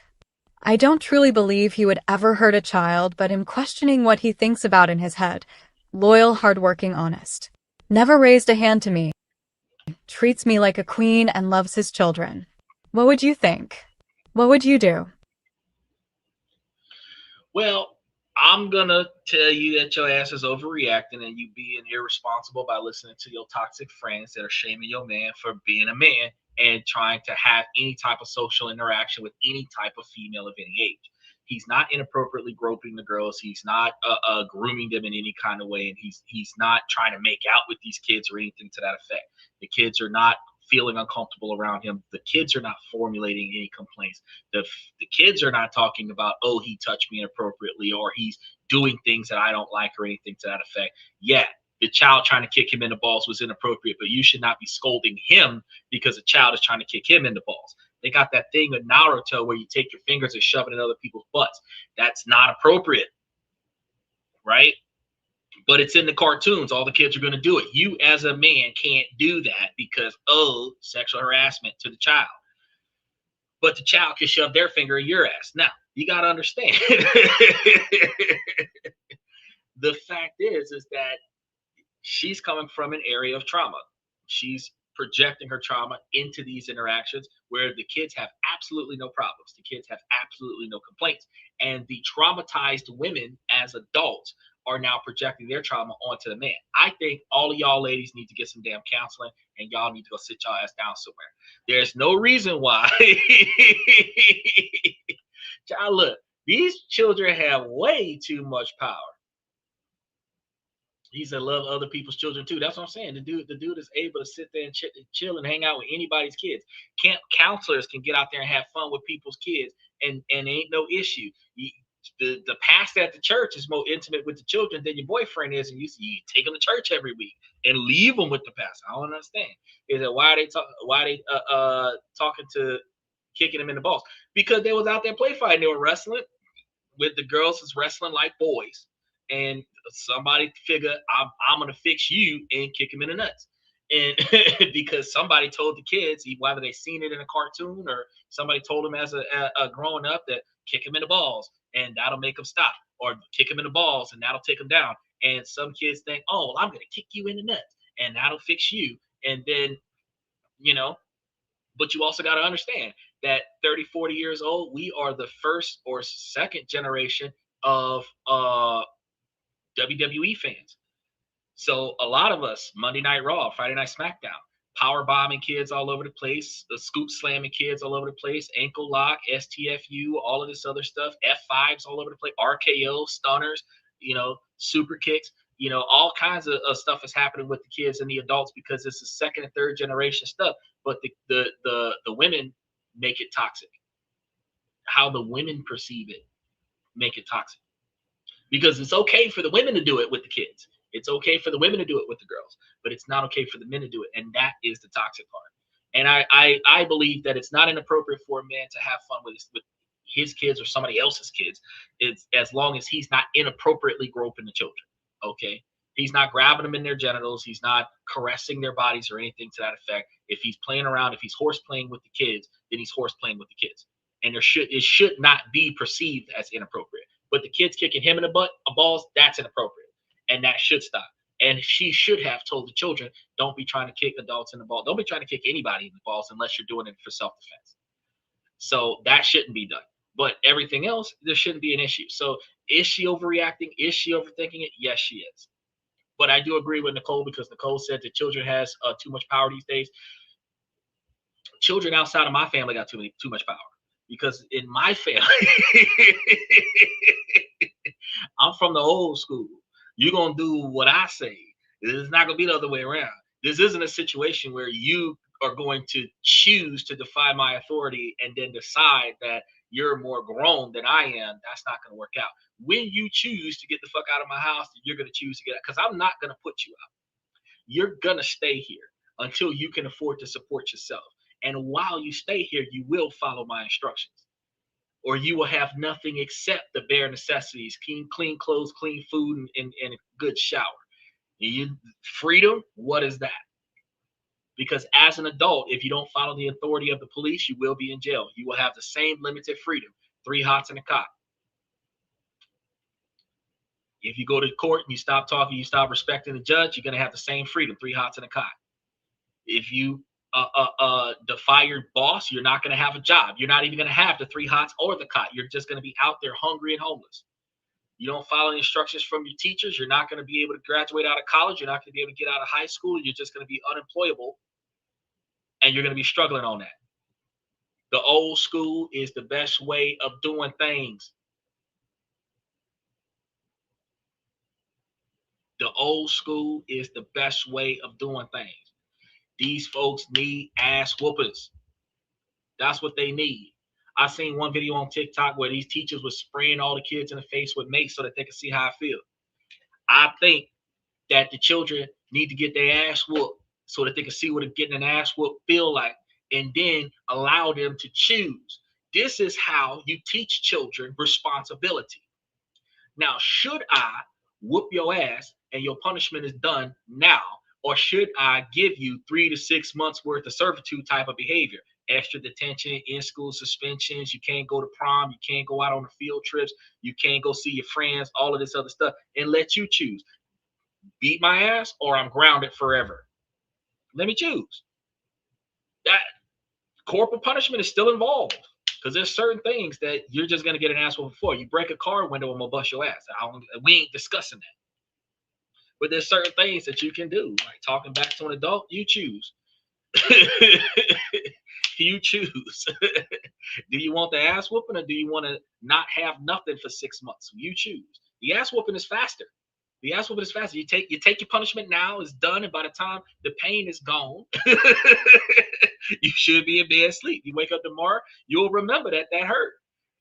And hopefully you won't do it again. But at the end of the day, these kids out here just running wild. Oh, go take a time out. They having temper tantrums and shit in the store, embarrassing you and shit. Like these kids over here on the airplanes in the airport and shit, crying the whole fucking flight. You need to make it clear to that little child that if you raise your voice on this plane, I'm going to slap the taste out of your mouth and get kicked off of this fucking plane. Now, you choose to be quiet on the plane or pick your teeth up off the floor. Now, some people are going to say, oh, that's domestic violence. That's child abuse. That's child abuse. All right. But when you on them planes with the parents that's listening to their child cry and they sitting over there with their head down trying to pretend like they can't hear, all embarrassed because they can't do nothing to shut the child up, you thinking to yourself, oh, shit, I would have never took this child nowhere. Why they won't shut this child up? Oh, my God, I wish I would have blah, blah, blah, blah, blah. If this was my child, I would have been shut him up. That's when you start thinking, beat that ass, because that's exactly what the hell you would have did. So stop saying it's child abuse when unnecessary behavior is not received by corporal punishment, because society has no problem with corporal punishment. Look at that man that got beat to death until they shot him out there with that ice raid. Look at the girl who drove off of her car and got gunned down. As an adult, you can't defy authority. You can lose your life by defying authority. So as a child, you should be able to get your ass whooped by the authority in your house to show you that your actions will have the consequences that you don't like, so that you start choosing as a child to not go down the path of getting your ass whooped.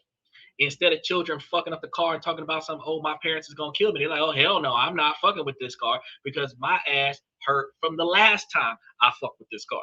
At the end of the day, I can leave my shit somewhere and my kids ain't fucking with it because they already know that it's going to get their ass whooped.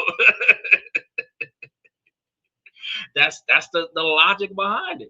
We grew up in an era where we didn't touch stuff. We had parents with guns all over the house, and we didn't touch stuff. We would play hide and go seek. You would never see us pulling triggers on guns and looking down barrels.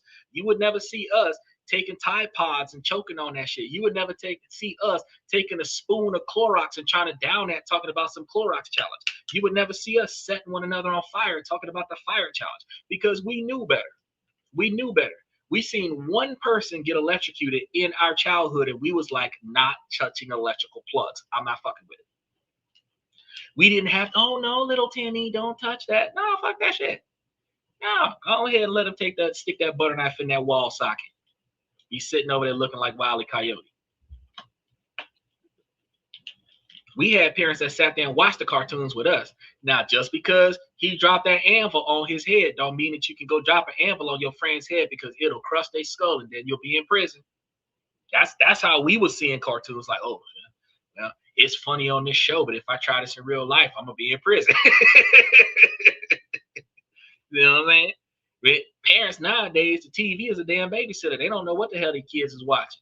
Then when you see kids doing inappropriate stuff that they saw on TV, you sitting over here wondering, oh, well, where they get that from? Then you want to limit what is put on the TV because you're not going to limit what your children watch. What kind of shit is that? Why are you limiting TV for adults because your children are being watched by a television instead of your children being watched by a human being? What kind of shit is that? Your bad parenting is being trickled off onto society. That's bullshit. All right, let's move on to the next comment. My husband and I are in our 40s, married 15 years, 2 kids pre-teens. Marriage has its ups and downs, like anyone's.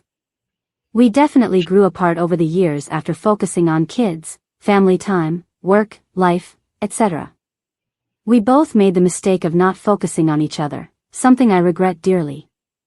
For content, he's not abusive, he's kind, we get along for most part, but he wants to watch TV or sleep, leaving me with everything else.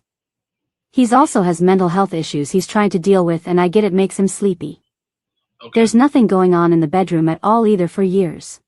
Okay. When I talk to him about things, It gets better for a while but then back into old ways. Friends/family says keep trying, it will get better, it don't. That's true. I feel like I'm living my own life and he his. It's also hard to talk to him on a deep level as that connection is not there or he judges me. Not sure I want a divorce over this, but I can't stay like it is. Been this pattern for years. A few months ago he started therapy, but I almost feel like that's too late. Okay, so here's the thing. Y'all are content with one another. Y'all been treating each other a certain way for 15 years. That's a career. That's 5 years short of a full career. Now that the children are old enough to start operating on their own, y'all start paying attention more to one another. You can't start doing something today and get instant results. It's just like what I was telling Sherry 2 days ago, that you 2 months of doing this, starting to pay attention to your husband after 30 years of not paying attention to your husband is not going to get your husband to turn over a whole new leaf. The first 2 months of you doing the same thing where you start paying attention to your husband might start getting your husband to open up just a little bit. But you're going to have to continue for the rest of this year paying attention to your husband and prioritizing your husband so that your husband will see that this is a new behavior for you that will be consistent. Because a lot of times back in the day, you would have done something for him once, don't do it again for the rest of the year, and then you'll name that activity as if that's something you do all the time. Just like when we was on the show a couple days ago and Sherry was like, oh yeah, she rubbed her man's feet once and he rubbed hers once. Yeah, but that's once. That's not every fucking day. The dude is working as a doctor. Dude's on his feet 12 to 18 hours a day. Are you rubbing his feet 5 days a week or just that one time? You know, women try to take the tasks that they do and list them in concession and make it seem like they're doing so much on a regular basis, but more often than not, the consistency is the dishes and the cleaning and the laundry. That's it. That's the consistency. Anything outside of that is not consistent. Paying attention to the aches and pains of your man is not consistent. Paying attention to what's going on outside of the house is not consistent. She's not out there with a lawnmower cutting the grass. She's not outside the house washing the windows and repainting the house. She's not outside of the house and fixing the roof. She's not taking the cars to the mechanic shop and fixing all the cars. She's not managing the man's schedule. She's not managing the man's budget. She's not investing in stuff for the man. She's not doing nothing other than keeping the dishes clean, cooking, keeping the rest of the house clean, and doing some laundry, which is housekeeper work. So women find that misogynistically oppressive. But at the end of the day, you're not doing anything else in your relationship besides that. And that makes a problem. Do you want kids one day if you don't have any? Of course, plenty of kids. Plenty of kids. But men aging and becoming more valuable to women would allow me, as long as the idea of having kids in my mind to be a thing, would require to have a limitation. Because if the woman has reached an age where she's not allowed or not able to reproduce, or if she has a health issue that prevents her from reproducing, since my desire to reproduce would put me in a position to date women that can reproduce, then the person that I'm going to be looking at is going to be in a certain age grade. That's it. And at my current age, 50% of my age plus 7 would put the woman somewhere around 25 to 28. Which between 25 and 28, she would have a good 12 years to have 6 kids. If she has 3 kids, that's good. 3, 4 kids, that's good. You know, typically, 2.5 is what the statistical average is. So if a woman is willing to have 2 over the course of 12 years, and this is another dynamic when you start talking about dating, you have guys that are looking at these biological clocks. You want the children to already be born before 40, which would require the ability for you to have already had her give birth before 40. So she's giving birth at 38 or 39.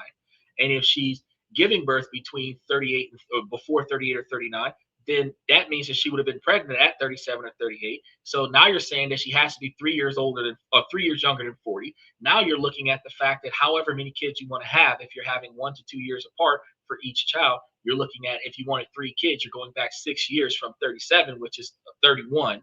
And then you're going to tell yourself, well, we're probably going to be around each other for 1 to 2 years so that there's no pressure in her ability to give birth. That's 1 to 2 years before 31, that's 29. So if you want 3 kids, you got to meet her between 28 and 29 so that she has the capabilities of giving you 1 to 3 kids before 39. That dynamic makes it logical that a man says, well, if she's older than 29, I'm not dating her because I'm not going to be able to get that 3-kid mark by 40. Then you got the women that don't want to have children until they're 35. Well, if you're 35 and you're willing to have kids at 35, I can at least get 2 kids out of you in 5 years, maybe 3. But if I met you at 30 and you're going to start having kids at 35, it gave me 5 years to establish a relationship and still be able to drop the kids between 35 and 40. So the dynamic is that the older she gets, the less valuable she is, because if the issue of childbirth is the problem, then because we're in Western culture, very few women put their eggs up on the shelf. You're in a position where there's not enough time for a natural birth. But in Asia, women put their eggs up on the shelf. So at 40 years old, she can still be a mother because she doesn't have to give birth. She can get a surrogate. That's a big difference. Do I go on dates? No, I am not wasting money on dates. And one of the reasons why I'm not wasting money on dates is because the women that I communicate with do not show the value that I expect to have in the type of partner that I would have.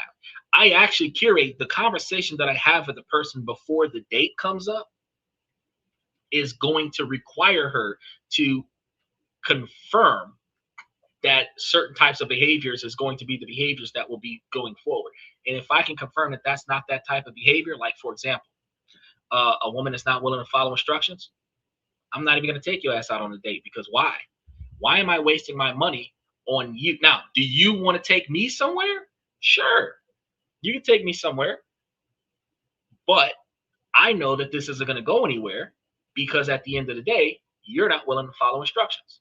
In order for us to be successful, you have to be willing to follow instructions. You haven't been on a date in a while? I don't blame you. You shouldn't date. You should focus on fixing yourself up, build yourself up as a higher value man. And then when you build yourself up as a higher value man, instead of taking people on dates, you should have personal outings where you go out on your own by yourself for the sake of enjoying quality time out of the house with no expectation of meeting another person, no expectation of exchanging contact information, no expectation of bringing somebody back to the house for you. If you're going to go out to dinner, you're going to dinner because that's what you wanted to do, not because you're taking somebody out. You want to go see a movie, you go watch the movie because that's what you want to do, not because you're taking somebody out. You want to go dancing because that's what you want to do, not because you're taking somebody out. And then if in the event that somebody decides that they want to get to know you, I already have plans. Do you want to accompany me? And if I already have plans, I've already got this $60 reservation at this expensive 5-star restaurant because that's how I treat myself. Do you want to accompany me? Not, I'm trying to impress you and I'm going to spend all of this money to impress you when I normally would have got myself a double cheeseburger out the drive-thru. I'm not about to do that shit.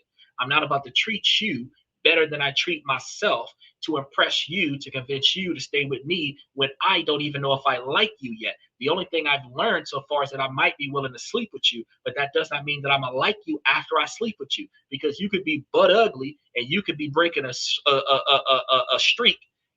We call them slump busters. A girl that's on the bottom end of the type of women you're willing to sleep with. You'll sleep with her, but you wouldn't be seen in public with her. So a man would be willing to sleep with you. There's no reason why I would be wasting my time and my effort and my money on trying to impress a woman that I don't even know if I like you yet. So I want to find out if she has the capabilities to be the kind of woman that I'm looking for first. And then if she does have that capability, then I might follow up with that. If I got to spend $4,000 and fly to the Philippines and then start talking to some females in Philippines, and it'd be some simple shit. Let me get some directions. Help me find out good places to eat. Since you here, sit down. If she showed me where to go to get something to eat, she did something for me that I needed done, which makes her valuable. Now, she decided to come back to the house and show me how to keep my house organized. That makes her valuable. She decided to fix my car. That makes her valuable. This is the kind of woman that I'm like, oh, well, shit, she's showing me all the stuff that the 1920s women used to do in America that they don't do anymore. This woman's got value. If she's willing to take care of my elderly family members, well, if they come out on a trip with me, she's showing me value. She's looking after my dog because I took my dog on a trip with me. She's showing me value. She's prioritizing my needs. She's showing me value. That's the kind of woman that I'm going to say, I want to spend more time with this person. A woman from the Philippines is going to say, I'm going to give you 15 to 20 years to get it right. And if not, then I'm going to leave. So if she's doing it right on the first 3 months, she's doing everything that I expect a woman to do in the first 3 months, that's the woman that I'm going to keep. But I got to have an expensive car for you to talk to me. I got to be wearing a certain outfit for you to talk to me. I got to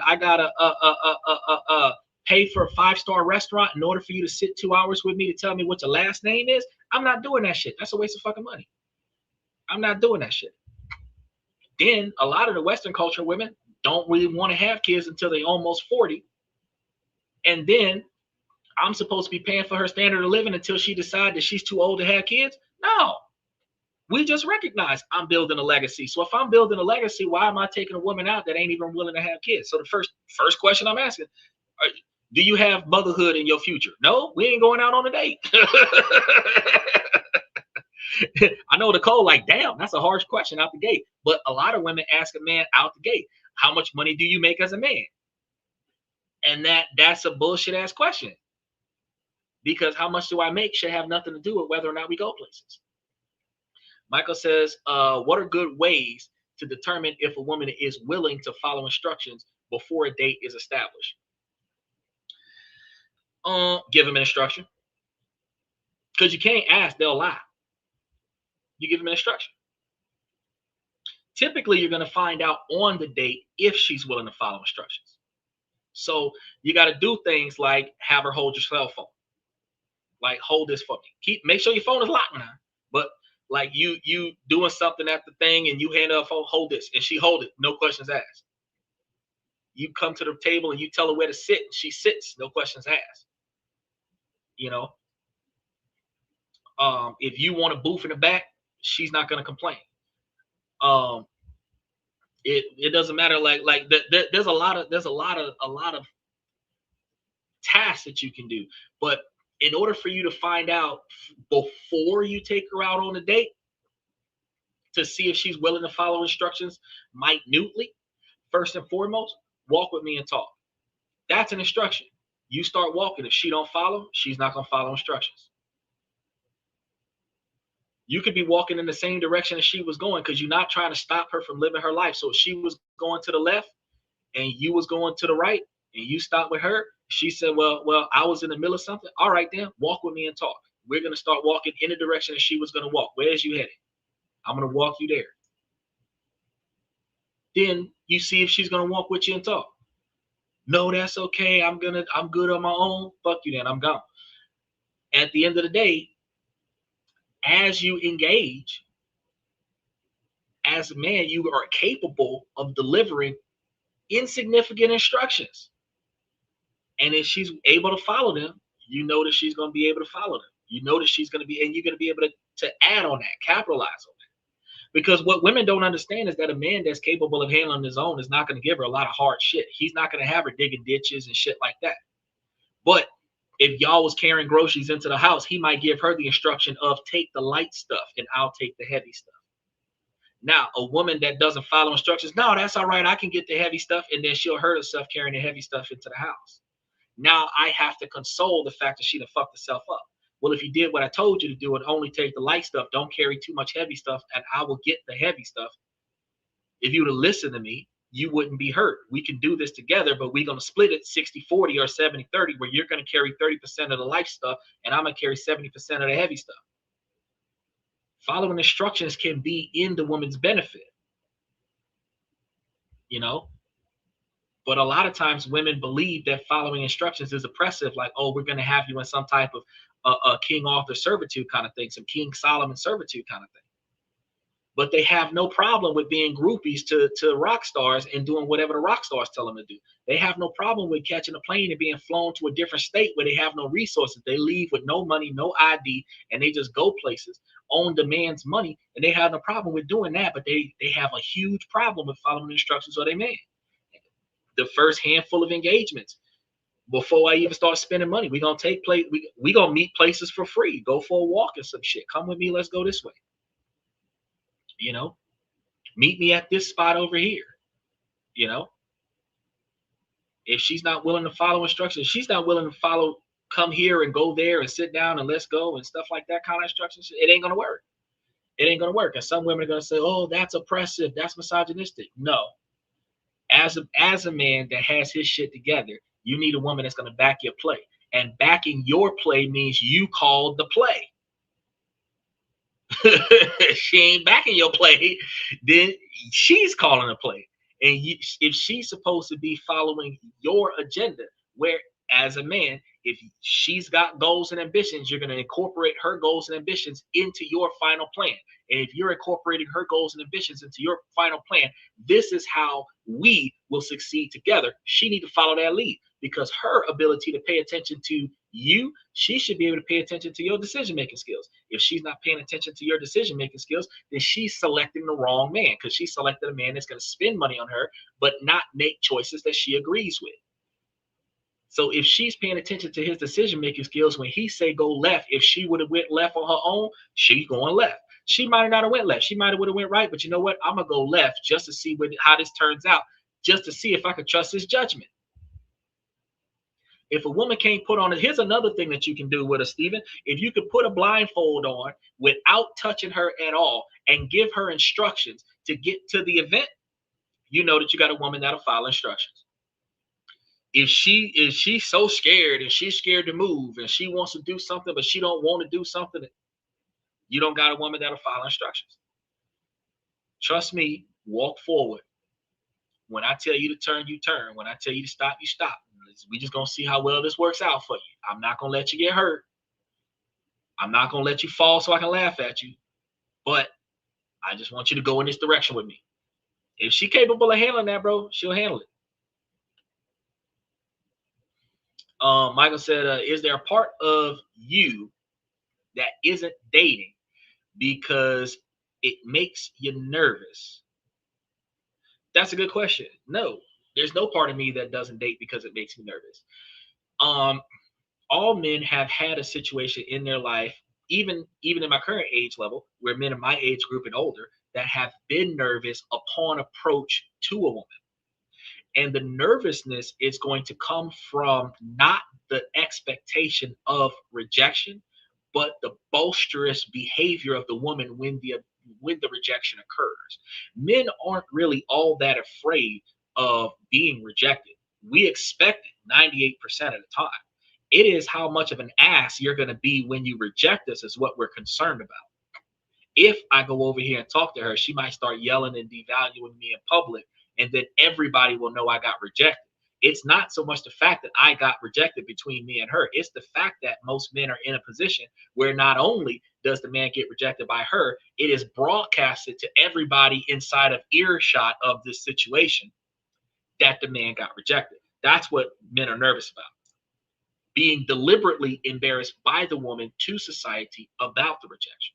However, I have no problem with walking up and talking to a female, but I also know that if you are providing a negative behavior, I'm not even going to waste my time with talking to you. Not because I'm nervous about what will you say. It is because if you agreed with me, I am getting a girl that is already showing me negative behavior before we meet. Now, the problem with that mentality is that however you're going to deal with me on day one is only going to get worse as time goes on, because you're going to develop a level of entitlement.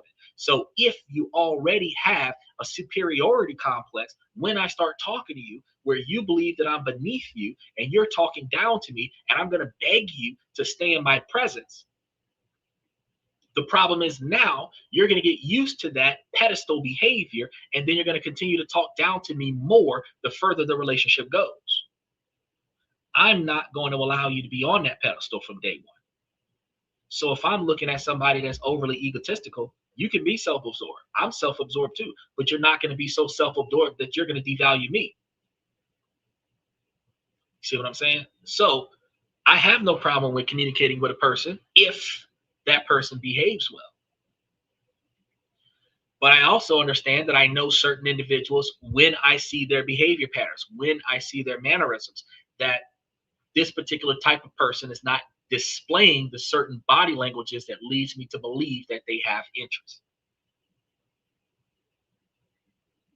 There are some individuals that will give you that indication. I've done things where I would leave my phone in the car or something like that. And then I've had a conversation with a female before, and I would, oh man, I don't have my phone with me.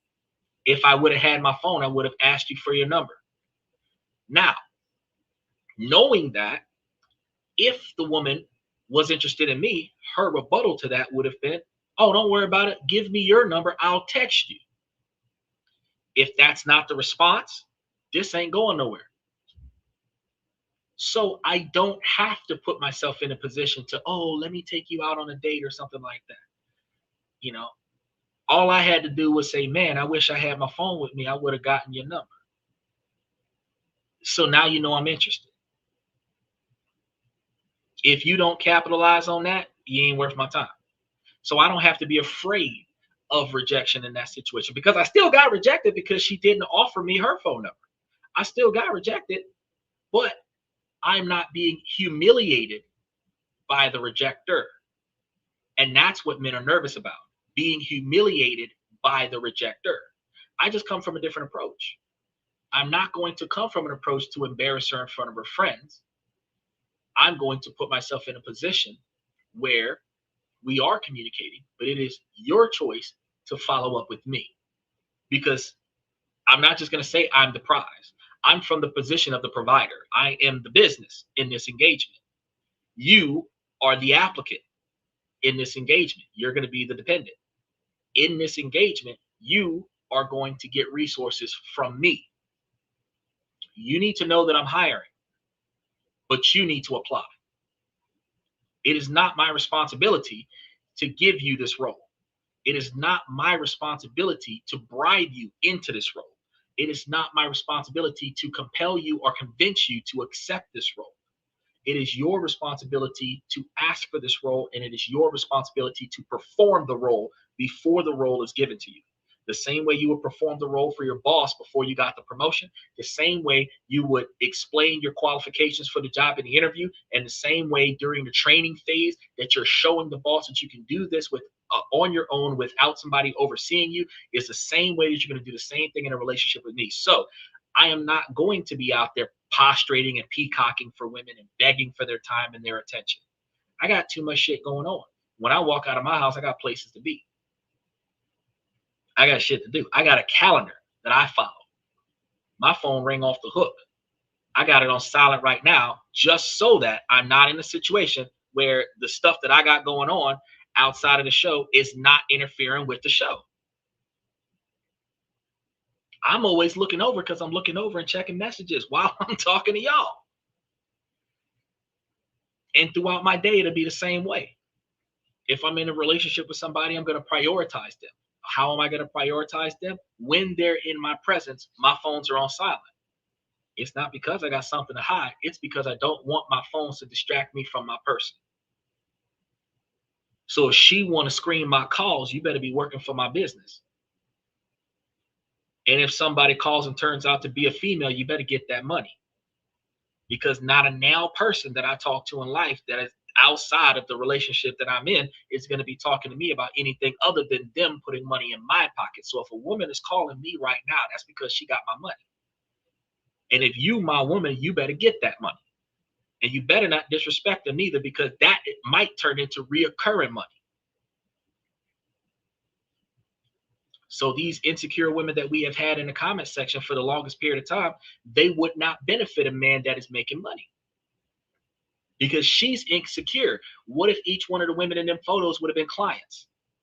And what if them and it depends on what the company is, because if I'm in real estate and those women are trying to buy houses, I'm trying to sell them. If those are women trying to sell houses, I'm trying to sell them. If I need to know what my client looked like and I get a photo, oh, that's the client. My girlfriend can't be upset or insecure that my client sent me a photo of who they looking like, so that I can know who I'm looking for in the meeting that I'm about to go to. Just like I told y'all before, I podcast. I got women on my podcast. The way these women was talking on tonight's show not the ones in the comment section, the ones that we've been listening to, the way these women was talking on the show, those women would be insecure about me doing this live podcast for the last 2 hours. I was talking to 3 women and a bunch of men, but because there were at least 3 women on the show, the woman that I would have been dating would have been insecure about me being on the podcast. She would have wanted me to shut down my whole operation because of her insecurity.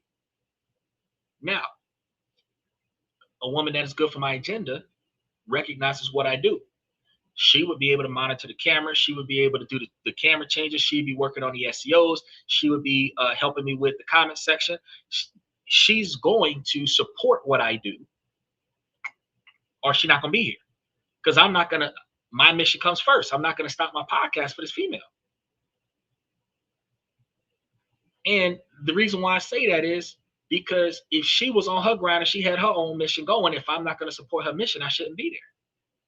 If she's trying to start up a business and I'm not investing in her startup, I shouldn't be there. If she's trying to elevate herself and her corporation and I'm not trying to help her elevate, I shouldn't be there. So since the mutual respect is supposed to be that as a good man, I'm going to elevate my woman as a good woman. She's supposed to elevate her man, and elevating her man is not dominating her man.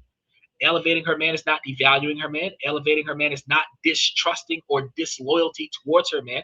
Elevating her man is not to shame him in public or society or in any way, shape, or form, put him in his place in society. It is to respect her man to the umpteenth degree. Because my image in society is going to be contingent to how I handle my household.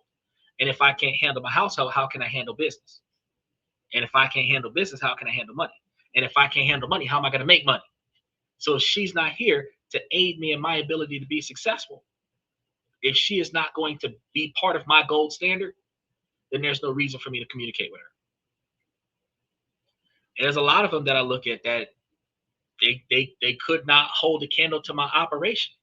They're more focused on the Epstein list. They're more focused on their hair and nails and eyelashes. They're more focused on name brand clothing and Chanel because of that song with the water dance and the little girl shaking her behind. And they're so busy on their TikTok dances.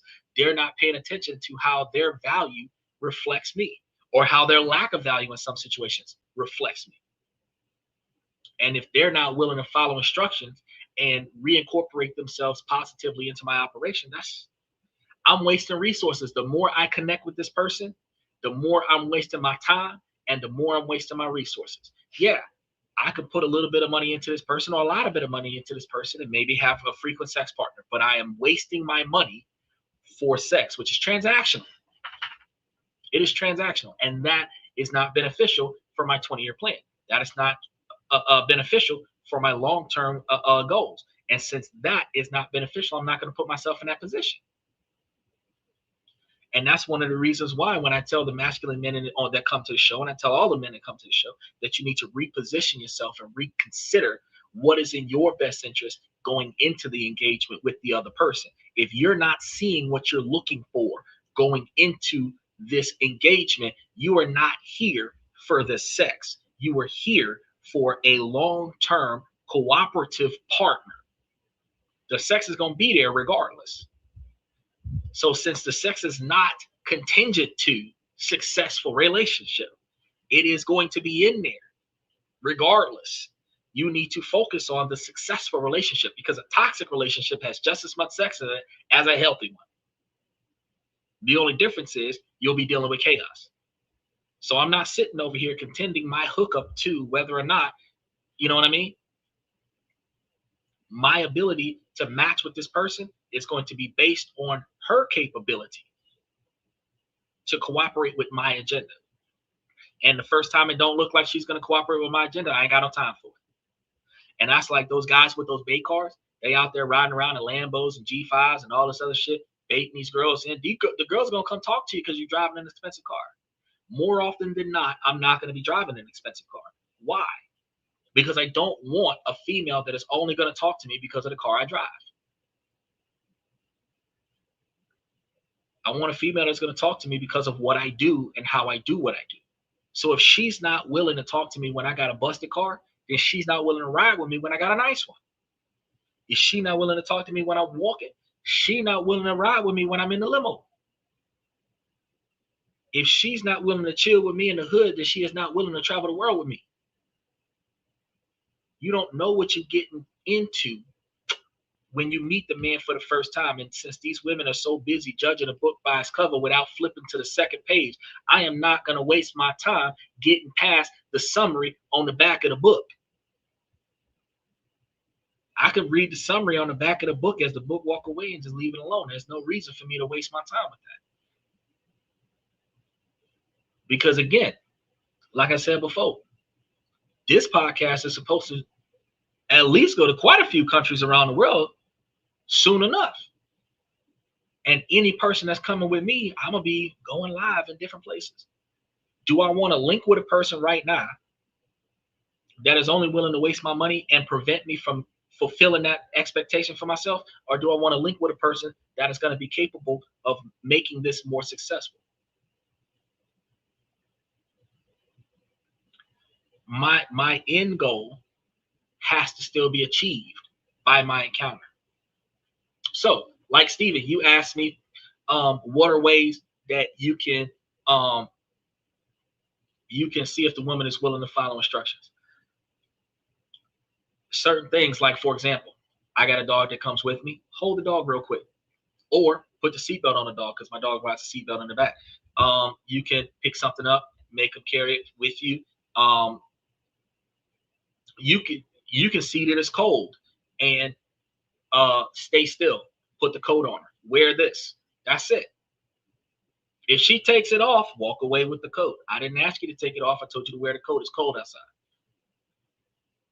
You know, there's certain things, like if it's about to rain and you got the umbrella with you, you pop out the umbrella, stand under this umbrella. You're not going to ask her, can I keep you dry? No, you're going to stand under this umbrella or I'm not going to stay here. You can make sure that your authority will be respected from the first contact. And if you're going to make sure that your authority is going to be respected from first contact, you will find yourself in a position only furthering your financial investments in the kind of woman that will respect that type of behavior. Any woman that disrespects that kind of behavior, it ain't worth your time. And before you spend $500 on a dinner, the first $15, $20 that you spent on a coffee at Starbucks, if she's not willing to order her food and go sit down at the table, matter of fact, y'all can go up to the thing and y'all can go up to the register. She can tell a woman what you want. You tell her what you want. Then you tell her, go over there, sit down. I'll bring it to you.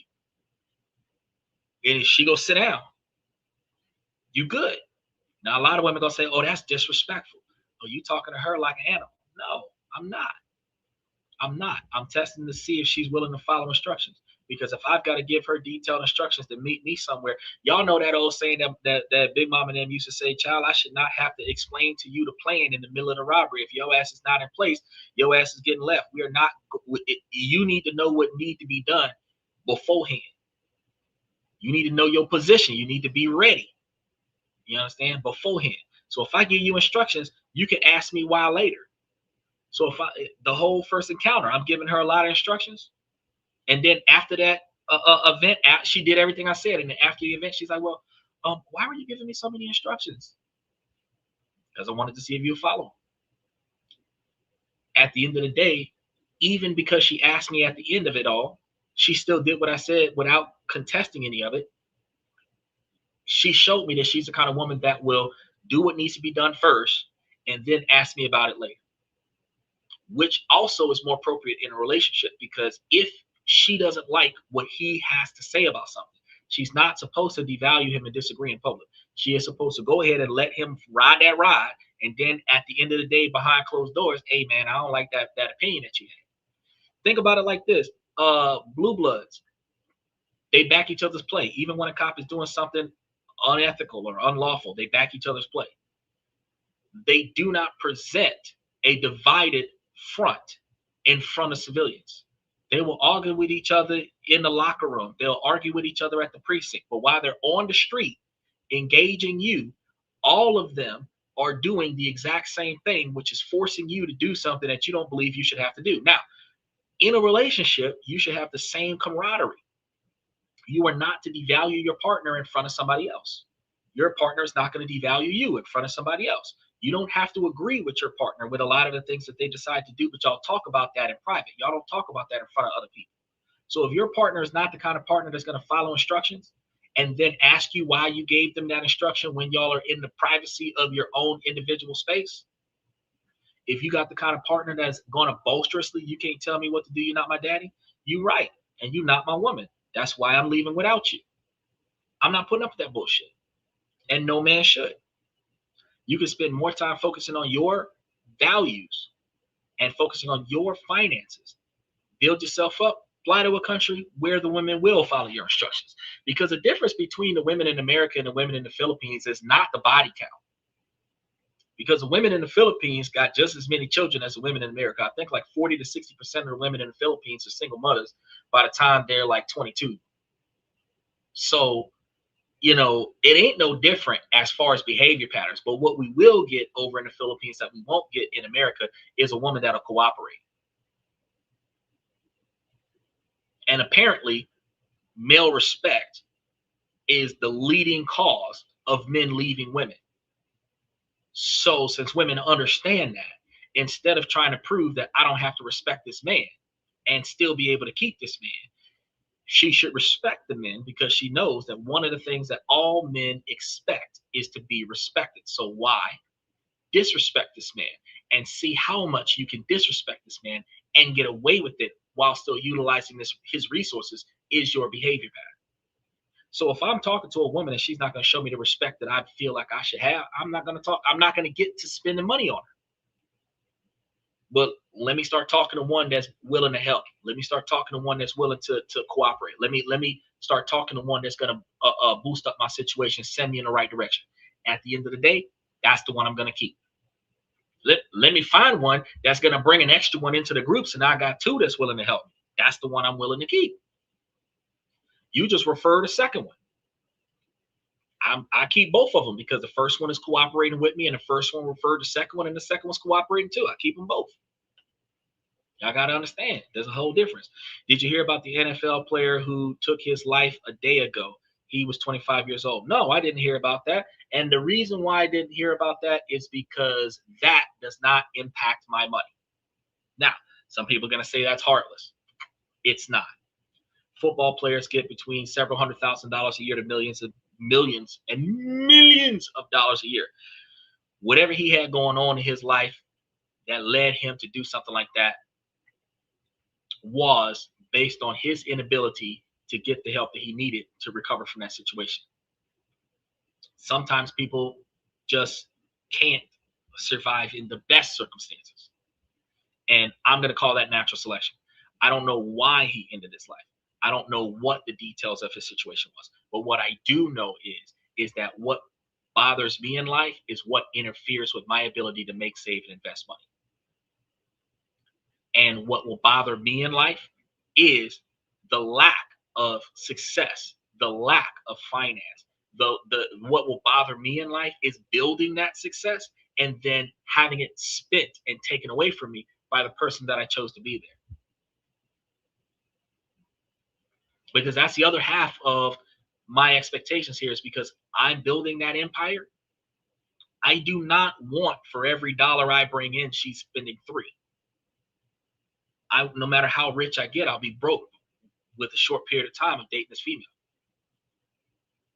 But if for every dollar I spend on her, she earns me $4, that makes more sense. We will never be broke together.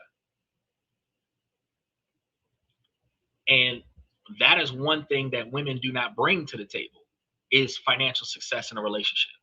No woman brings that. She's got a job, but she takes care of herself. She doesn't take care of the relationship. She doesn't take care of her man. She's got an education, but she only focuses on her needs and her desires. She doesn't use her education to benefit her man. So since your education and your career does not benefit the relationship, what does women bring to the table besides sex, education, career, and now the cooking, the cleaning, and the doing of the laundry? When you take cooking, cleaning, and doing of the laundry out of the equation, take sex out of the equation, Take the career out of the equation, take the education out of the equation. Most women can't think of shit. You got a handful of women that say emotional stability. You got a handful of women that will provide like the helping hand, shoulder to cry on kind of thing, but they can't really think of any tasks that women bring to the table that a man benefits from. All women will lead to childbirth. That's it.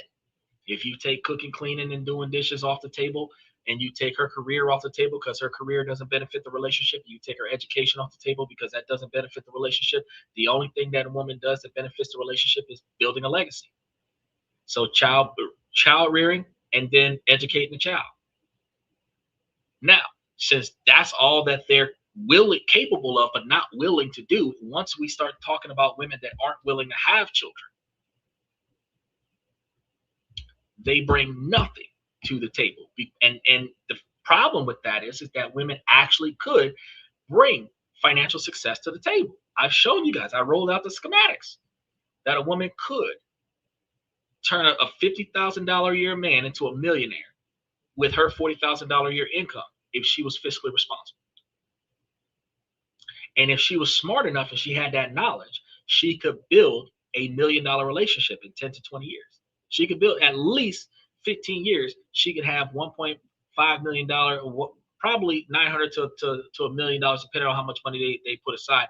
And within 2 years, $1.5 to $2 million, they could make it. They could make it. You found the right dude at 30. By 50, y'all be millionaires. Y'all be multi-millionaires. You find a dude at 25. By 45, y'all millionaires. Y'all be multi-millionaires. By 55, y'all would definitely be multi-millionaires. By the time y'all reach that retirement age, y'all definitely have almost $10 million, $5, 10 million, $50 million if y'all doing it right. So it requires for her to use her knowledge to benefit the relationship and use her income to benefit the relationship, to say that her education and her career is valuable to the relationship. But her choice to only put up 50% of the cost at max, that doesn't make her career valuable. That just means that she wants to cohabitate. No responsibility, all authority. Because she's supplementing the expenses, she wants total control. It's not going to work for me. It's not going to work in most relationships. That's why they don't last. All right, let's move on to the next one. When is it time be done? My husband and I are in our 40s, married 15 years, 2 kids pre-teens. Marriage has its ups and downs, while anyone's. We definitely grew apart over the years after focusing on kids, family time, work, life, etc. We both made the mistake of not focusing on each other, something I regret dearly. For content, he's not abusive, he's kind, we get along for most part, but he wants to watch TV or sleep, leaving me with everything else. He's also has mental health issues he's trying to deal with, and I get it makes him sleepy. There's nothing going on in the bedroom at all either for years. When I talk to him about things, it gets better for a while, but then back into old ways. Friends/family says keep trying, it will get better, it don't. I feel like I'm living my own life and he his. It's also hard to talk to him on a deep level as that connection is not there or he judges me. Not sure I want a divorce over this, but I can't stay like it is. Been this pattern for years. A few months ago he started therapy, but I almost feel like that's too late. When is it time be done? My husband and I are in our 40s, married 15 years, 2 kids pre-teen. Family says keep trying, it will get better, it don't.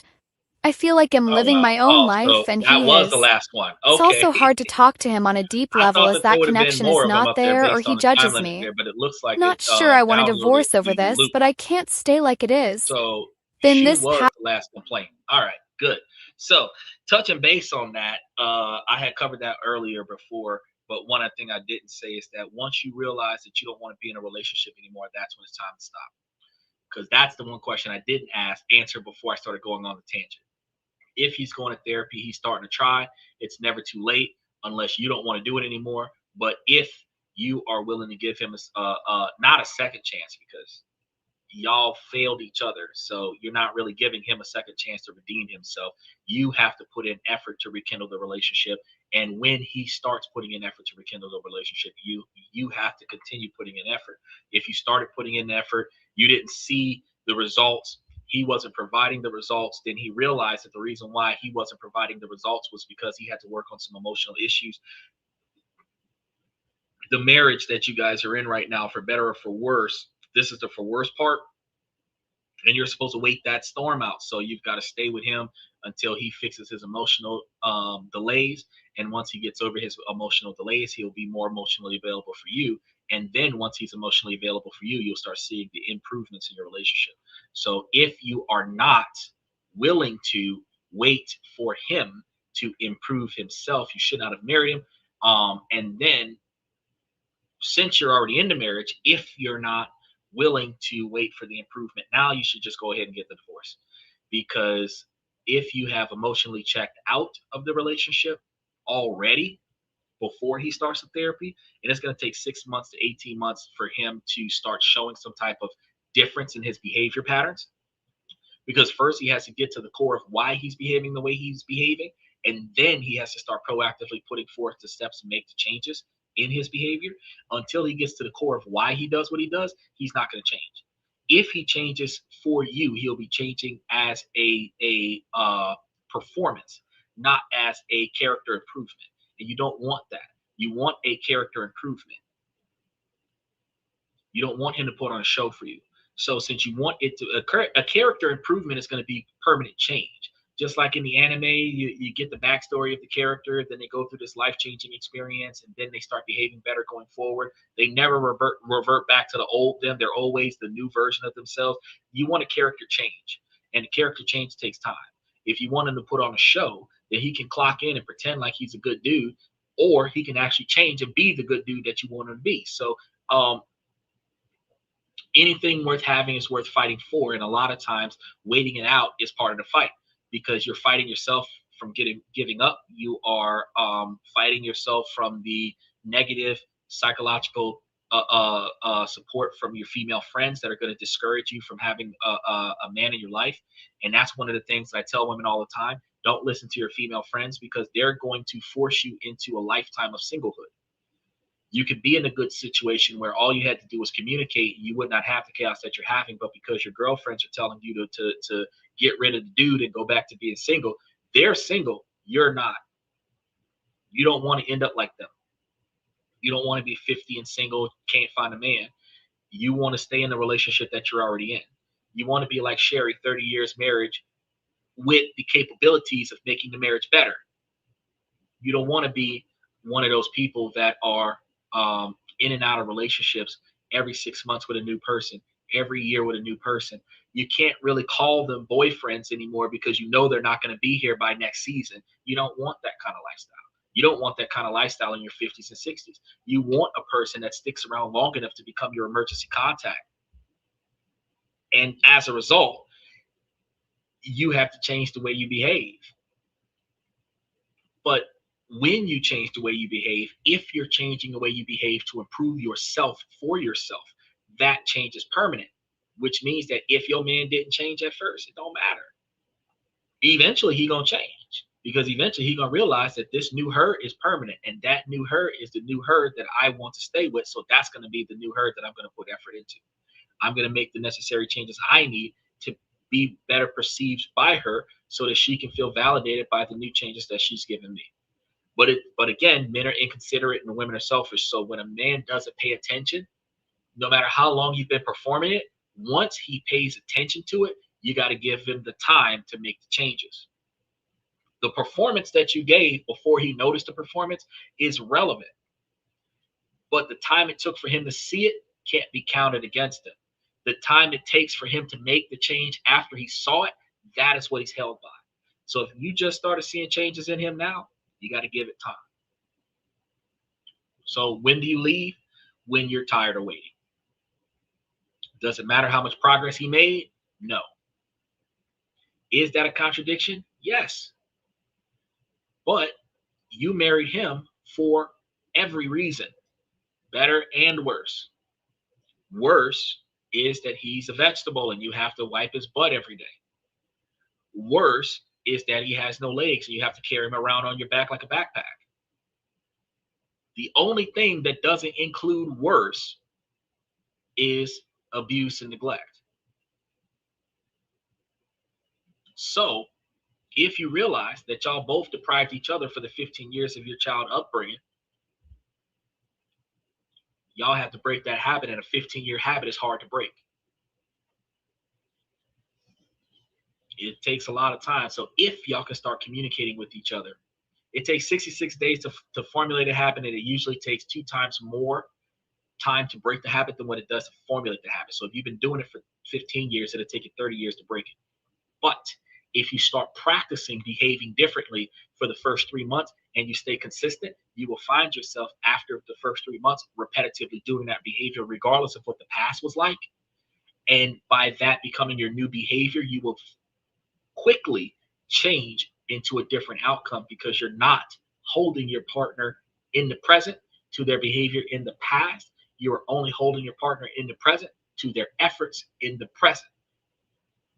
You can't treat these children, you can't treat your parents and your husbands and everything like Solomon, where he made a mistake, he had to repent for it, and you're going to condemn him for what he did in the past. You're not going to see improvement if you're condemning your man for what he did in the past. You have to treat him today by what he's doing today. And that actually goes for all the other people who were commenting about, oh, I secretly got this information about my partner, but my partner's not acting on that information. Watch them. That's it. Don't stalk them. Don't GPS location a situation. Watch what they do. If like that one man, she blocked him. She ain't even trying to have no further communication with him. You're good. You know, if you're like the other 2 women where he ain't doing nothing, he ain't hooking up with him, there's no dialogue between them, you're good. When they start misbehaving and you can see that pattern of behavior of misbehaving, you don't have to break up with them for a reason to be like, oh, let me prove to you why I should break up with you. No.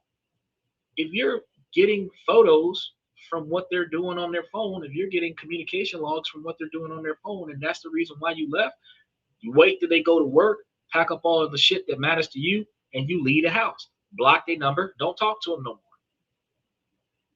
Only take what you're supposed to take and block their number. Don't talk to them no more. You don't have to give them closure and tell them why you're breaking up with them. You're breaking up with them because you're sick of this shit. That's it. So you shouldn't be like that second woman that left the dog out on purpose and get into a fight with her boyfriend and they throwing stuff and yelling at one another and she jump in the car and run over to her friend's house and play the victim. You shouldn't have to do that. You thinking for 6 months to a year that I maybe should get out of this relationship. You should just take your shit and go to your friend's house on that note. It should not require chaos in the household in order for you to leave. But a lot of people want to leave with the victim card and maintain their own individual integrity by making it seem like it's the other person's fault. You didn't want the relationship. That's why you're leaving. So on that mentality, just leave and wear that badge with pride. I didn't want this. That's why I'm going. Because when a man leave your ass, that's exactly what he gonna leave you for. This every man that walk away from you gonna walk away from you for the same reason, because he didn't like the way he was being treated. You're not gonna have men sometimes. Oh, she ain't make my sandwich.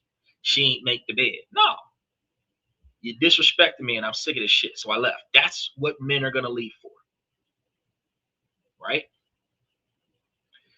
But men put themselves in this position where they're not demanding that respect at the beginning of the relationship because they're so full in love, they nose wide open, they're not respecting themselves. Then throughout the relationship, once they get comfortable, then they want to start trying to put their foot down and exert masculinity. Once you surrender the throne, bro, there's no taking it back. So you're not going to be in a position where you put her up on the pedestal as the queen of the kingdom and you're the lowly peasant. And after months of behaving like that, now you want to take your position next to her as the king. No, sir. You gave up being the king when you started groveling at her feet. So Maintain your position as a peasant. But if you're going to get into this relationship as the king of your kingdom, and you are looking to find the proper queen for your kingdom, you will communicate to her as if she has not yet earned the right to be your queen until she has earned the right to be your queen. And as the queen, the king does not worship the ground that the queen walks on. The king respects the queen the way the queen respects the king. And the children of the kingdom respect the king and queen. They will not defy the king and queen, or they will be exiled from the kingdom. The chain of command is always father, mother, and then the children. The chain of command is, if you don't do what your mama say, I'm gonna bust your ass. So mama wanted you to go stand in the corner, so you're gonna go stand in the corner the way your mama told you to stand in the corner, or I'm gonna take one of these belts off the wall and I'm gonna whoop your ass. You choose. You're not gonna come to me and say, Daddy, mommy said. Well, if mama said it and you ain't doing it, let me go get my belt. What you coming to me for? If she said no, it's no. But likewise, though, we had that same family upbringing. Likewise, though, mama used to say, all right, I'm not going to tell you nothing. I'm going to tell your daddy. And when he come home, he going to whoop your ass. Now, when I come through the door, I'm all tired, double shift, don't know what the hell going on. But she said, whoop your ass. I'm going to whoop your ass. I'm not going to ask no questions. Now, the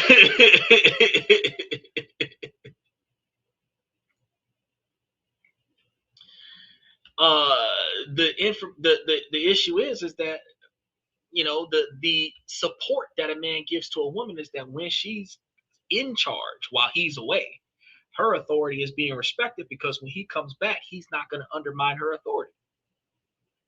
She said no when I wasn't here. No is no. If I don't agree with her, I'm not going to undermine her in front of the kids and say, oh no, you can do that. She said no. But while y'all out there doing that, me and mom going to talk about this. Look, next time I don't want them to do this. You know, you told them yes, so they're doing it now, but next time I don't want them to do this.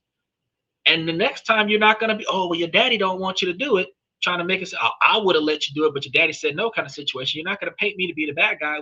I told you I don't want him to do it the next time. So they're doing it this time because you said yes. The next time, when they ask you, you say no because I said no. And that's going to be the end of it. Co-parenting requires a unified front in front of the kids, which means that behind the scenes, while the kids ain't here, we're going to discuss this. We're not going to argue. We're not going to yell at one another. We're going to discuss this. But in order for us to co-parent together, we got to be in the kind of relationship where we can agree on things. There's going to be situations where I'm going to give instructions, and there's going to be situations where I'm going to do what I'm told to, because there's a lot of times that she doesn't have enough time to ask me for permission for some shit. She might have to be like, hey, we need to go get X, Y, and Z, and I just go get it. That's the other half of the table that women don't understand, because women believe that men want to boss women around. No. We give instructions because directions are given and actions need to be reacted to instantaneously so that the results are acquired before it's too late. Then we can discuss this later. We use a football metaphor. You got the playbook. If you know the playbook, I call the play. Hike the ball, we perform the play. After the play is over, we do the post-play review. Well, that didn't go the way we was expecting. Maybe we should change this up. This, that, and third. But on the field, we are one team. As the quarterback, when I say hike, we hike the ball. You don't argue with me. Nah, let's wait a couple more seconds. No. The captain of the team coaches the team. The captain of the team calls the hike happens. And everybody that's on the team follows the team captain. So there's no reason why we're in a situation where you got more than one captain on the same side of the field calling plays.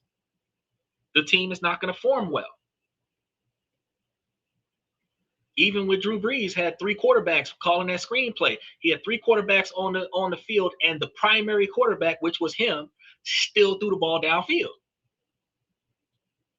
He's the one that said, hike, at the end of the day. So you've got to think about the fact that you have to know your role, because the best women in the best relationships are the ones that lead from the rear. And women got to remember that. Men are not taking your authority away from you. Women have to lead from the rear. You can see more bullshit going on when you standing back watching. You can hear more shit going down when you shut the fuck up and listen to your environment. You cannot talk and listen at the same time. But you can hear what everybody else is saying if you're the only one not talking. You can hear the setup. You can see the surprise attack if you are paying attention. If you are his eyes and ears while he is focusing on the threat, you can tell him where the ambush is coming from. And then you are the one that is able to provide that support. You see what he's doing is not achieving the goals that y'all are looking for. You were able to provide him with the counsel of how to do it a little bit more efficiently to achieve that goal more effectively. If he's about to invest in something that might crash, you have a counter investment that will cover the spread. You are preventing the total loss. But if you're just going to tell him don't do it because you said so, you are not providing the support that he needs. You are supposed to back him up to prevent him from failing, but he is supposed to be there to protect you from danger. So he got to get hurt for you, okay? And you got to take them licks for him. But you taking them licks for him is when he spent the money in the wrong spot, y'all both broke together. But when you crash the car, he's fixing that bitch for you. But if he tell you don't leave with the car, it's a holiday weekend, everybody out there drinking. You know, you want to be out there with everybody drinking. Don't leave with the car today. You can get drunk with your friends the weekend after the holiday. Less people out there. He's protecting you. It's the holiday. I want to do it this week. Why? It's more expensive this week. Do it next week. Yeah, I'm not stopping you from doing it. I'm just telling you a better way to get it done. If women think about this, it's like, well, shit, what he's saying is making sense. Why are we turning up on Saturday night when ladies drink free on Wednesday?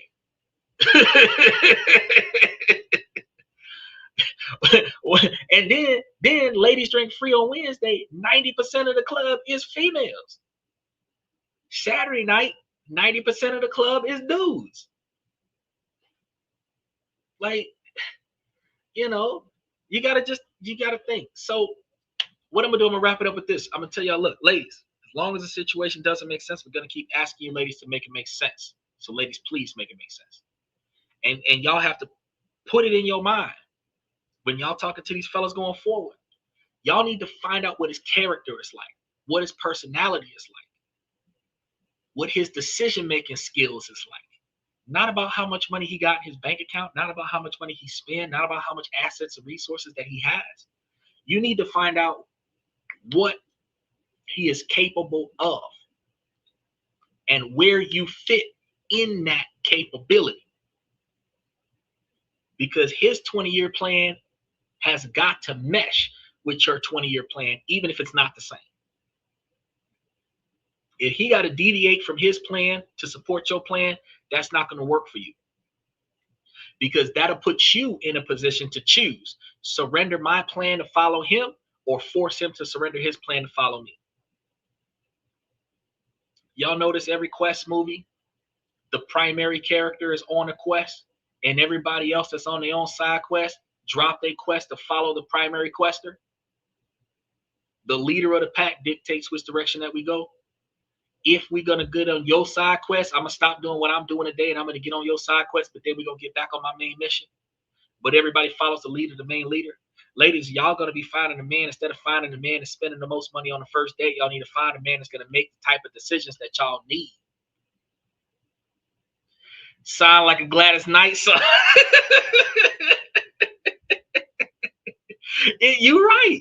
You're right. But look at I was just listening to my dad was going through some of the old school love songs earlier today, and I was listening to some of them in the background. I'm like, damn, you know that 90% of the love songs that men made was either why don't you love me as much as I love you, or I'm sorry for fucking up in the relationship. Take me back. Some of the best songs that we would jam to. Not one of them songs was ever put out by a female that said, you know what, I'm sorry for fucking up, take me back. Not one of them songs was, you know, why don't you love me as much as I love you? It was never that way. Not from the female side. The female singers was never singing that. The female songs was never. The female songs was, I got a man, but I'll cheat on him with you.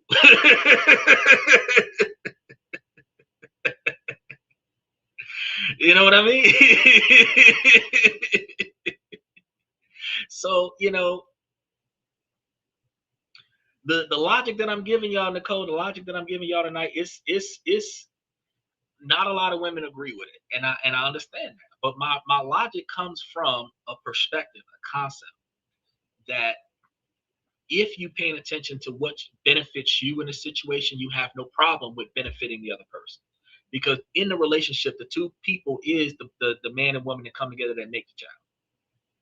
The child benefits from the cohesive front of the mom and the dad. If we working together, it's easier for us to provide for this child. If we fighting one another, it's hard for us to provide for this child. And then if we fight each other, the child get to choose sides. Not because we force a child to choose sides, because the child knows I can get what I want from one of them because they don't agree. If we always agree in front of the child, even if we disagree, if we always agree in front of the child, no is no, don't matter who say no. Yes is yes, no matter who say yes. So we should never be in a situation where we disagree in front of the child. We talk about it later. And in a relationship, in order for us to get to the child, we must be able to work together. We don't have to agree. We just have to work together. So one of us should be able to lead. And that's one of the main things that not a lot of people are paying attention to. If the females was able to recognize this, they would be able to find the right kind of men for them. Because instead of watching this dude throw money in the air in the club, ooh, he threw $10,000 in the. What kind of financial irresponsibility is that shit? I don't care if you was in a strip club, in a mall. I don't give a damn where the fuck you was. You threw $10,000 in the air in one night. That's $120,000 a year if you do that every night. I could have took that kind of money and put it somewhere and had reoccurring $10,000 coming to it. Because didn't I tell you about the brokerage account is giving 18% off of $100,000? That would have been $18,000 that could have been coming back. You would have been able to waste that and still keep the principal. What is we doing? You know, y'all need to be able to find a man that's financially responsible. So instead of looking at that dude with the expensive car, ooh, I like his car, I want to ride with him. You need to be looking for that dude that got that 1998 Honda Civic that still run, girl. 2 different color doors. Y'all need to find that dude with a Toyota that still run from 1985. You need to find somebody with a 2006, 2007 that still run. Paid off. Don't matter if they rent an apartment, own a condo, buying a house. Y'all need to be finding the dude that's showing stability, because you got to ask yourself this. If he willing to throw thousands of dollars on his Lambo today as a rental, he willing to throw you around as a rental. But if he willing to keep this car for 25 years, he willing to keep me for 25 years. Y'all know what kind of man he is based on how he treat the women in his life. So if he taking care of his mama, that means he gonna take care of your ass. If he looking out for his sister, that means he gonna look out for your ass. You don't find the right people. She said, and that he has all of his teeth. Okay, well, that depends on how old he is, though. Because if he's 25, 30, 40 years old, you might want to hope that he got all of his teeth. But if he got dentures because his teeth got knocked out in a boxing match, at the end of the day, if he's wearing all of his teeth, because when you say he got to have all of his teeth, a lot of men would like for women to have their original hair, but we never find a woman with her original hair. As much as women swear to God that they don't mind being natural, 300 days out of the year, women are not natural. And a lot of times, because women are not natural, the 65 days out of the year that she's not natural, her hair all over her head. That's why they wear the bonnet, so that nobody can see their hair. Men do not reject women that don't have long hair, but they don't reject women that have nappy hair neither. But the women are so pressed on having the long straight hair, the braids, the cornrows, all this other stuff, the hair going down their back, all up in their butt crack when they sit down and go take a poop. The hair is in the toilet. They put all of this effort into stuff that don't matter, but something that a man can't change, like his teeth not being in his mouth, is something that a woman will say that's a no-go. But if you take your wig off and we thought you was long hair like Pocahontas and you come to be bald like Eve, that's a whole different emotional change that a man has to adapt to. So he fell for the woman with the long hair And now that he's looking at that same woman with no hair, she look weird. Because I've already got it's the same thing like a man with facial hair. A man that always has facial hair, never shaved ever. The one time he shaved his face, he looked weird because you're not used to seeing him like that. Women don't understand that. You want a man to fall in love with you for your natural you first. So rock your natural you first. You want to throw fake hair on? That's fine. Throw fake hair on like 2 weeks out of every 3 months. Or if you're going to wear the hair for 6 weeks, that's fine. Wear your hair for 6 weeks. And then for 12 weeks, don't wear that shit. Walk around natural for a while. See how much money you save, but see how many more men talk to you when you're rocking your natural look. At the end of the day, the stipulations that women have for men are things that men can't change. His height, how many teeth is in his mouth, how many eyes is in his head, how many fingers he got on his hands. This is a stuff women make unconditional conditions that are uncorrectable. It's almost like if I don't qualify, I'll never qualify. But with a woman, it's like, bro, your natural look, which can be changed into, your natural height, which is going to be changed into, either gain weight or lose weight, which is modifiable. But most women don't even work on their mental health. All the money y'all be spending on y'all Brazilian weave and y'all therapist is not the one braiding your hair down. That's why most of the women on the show tonight that was commenting with the audio file was talking about how they have emotional insecurity.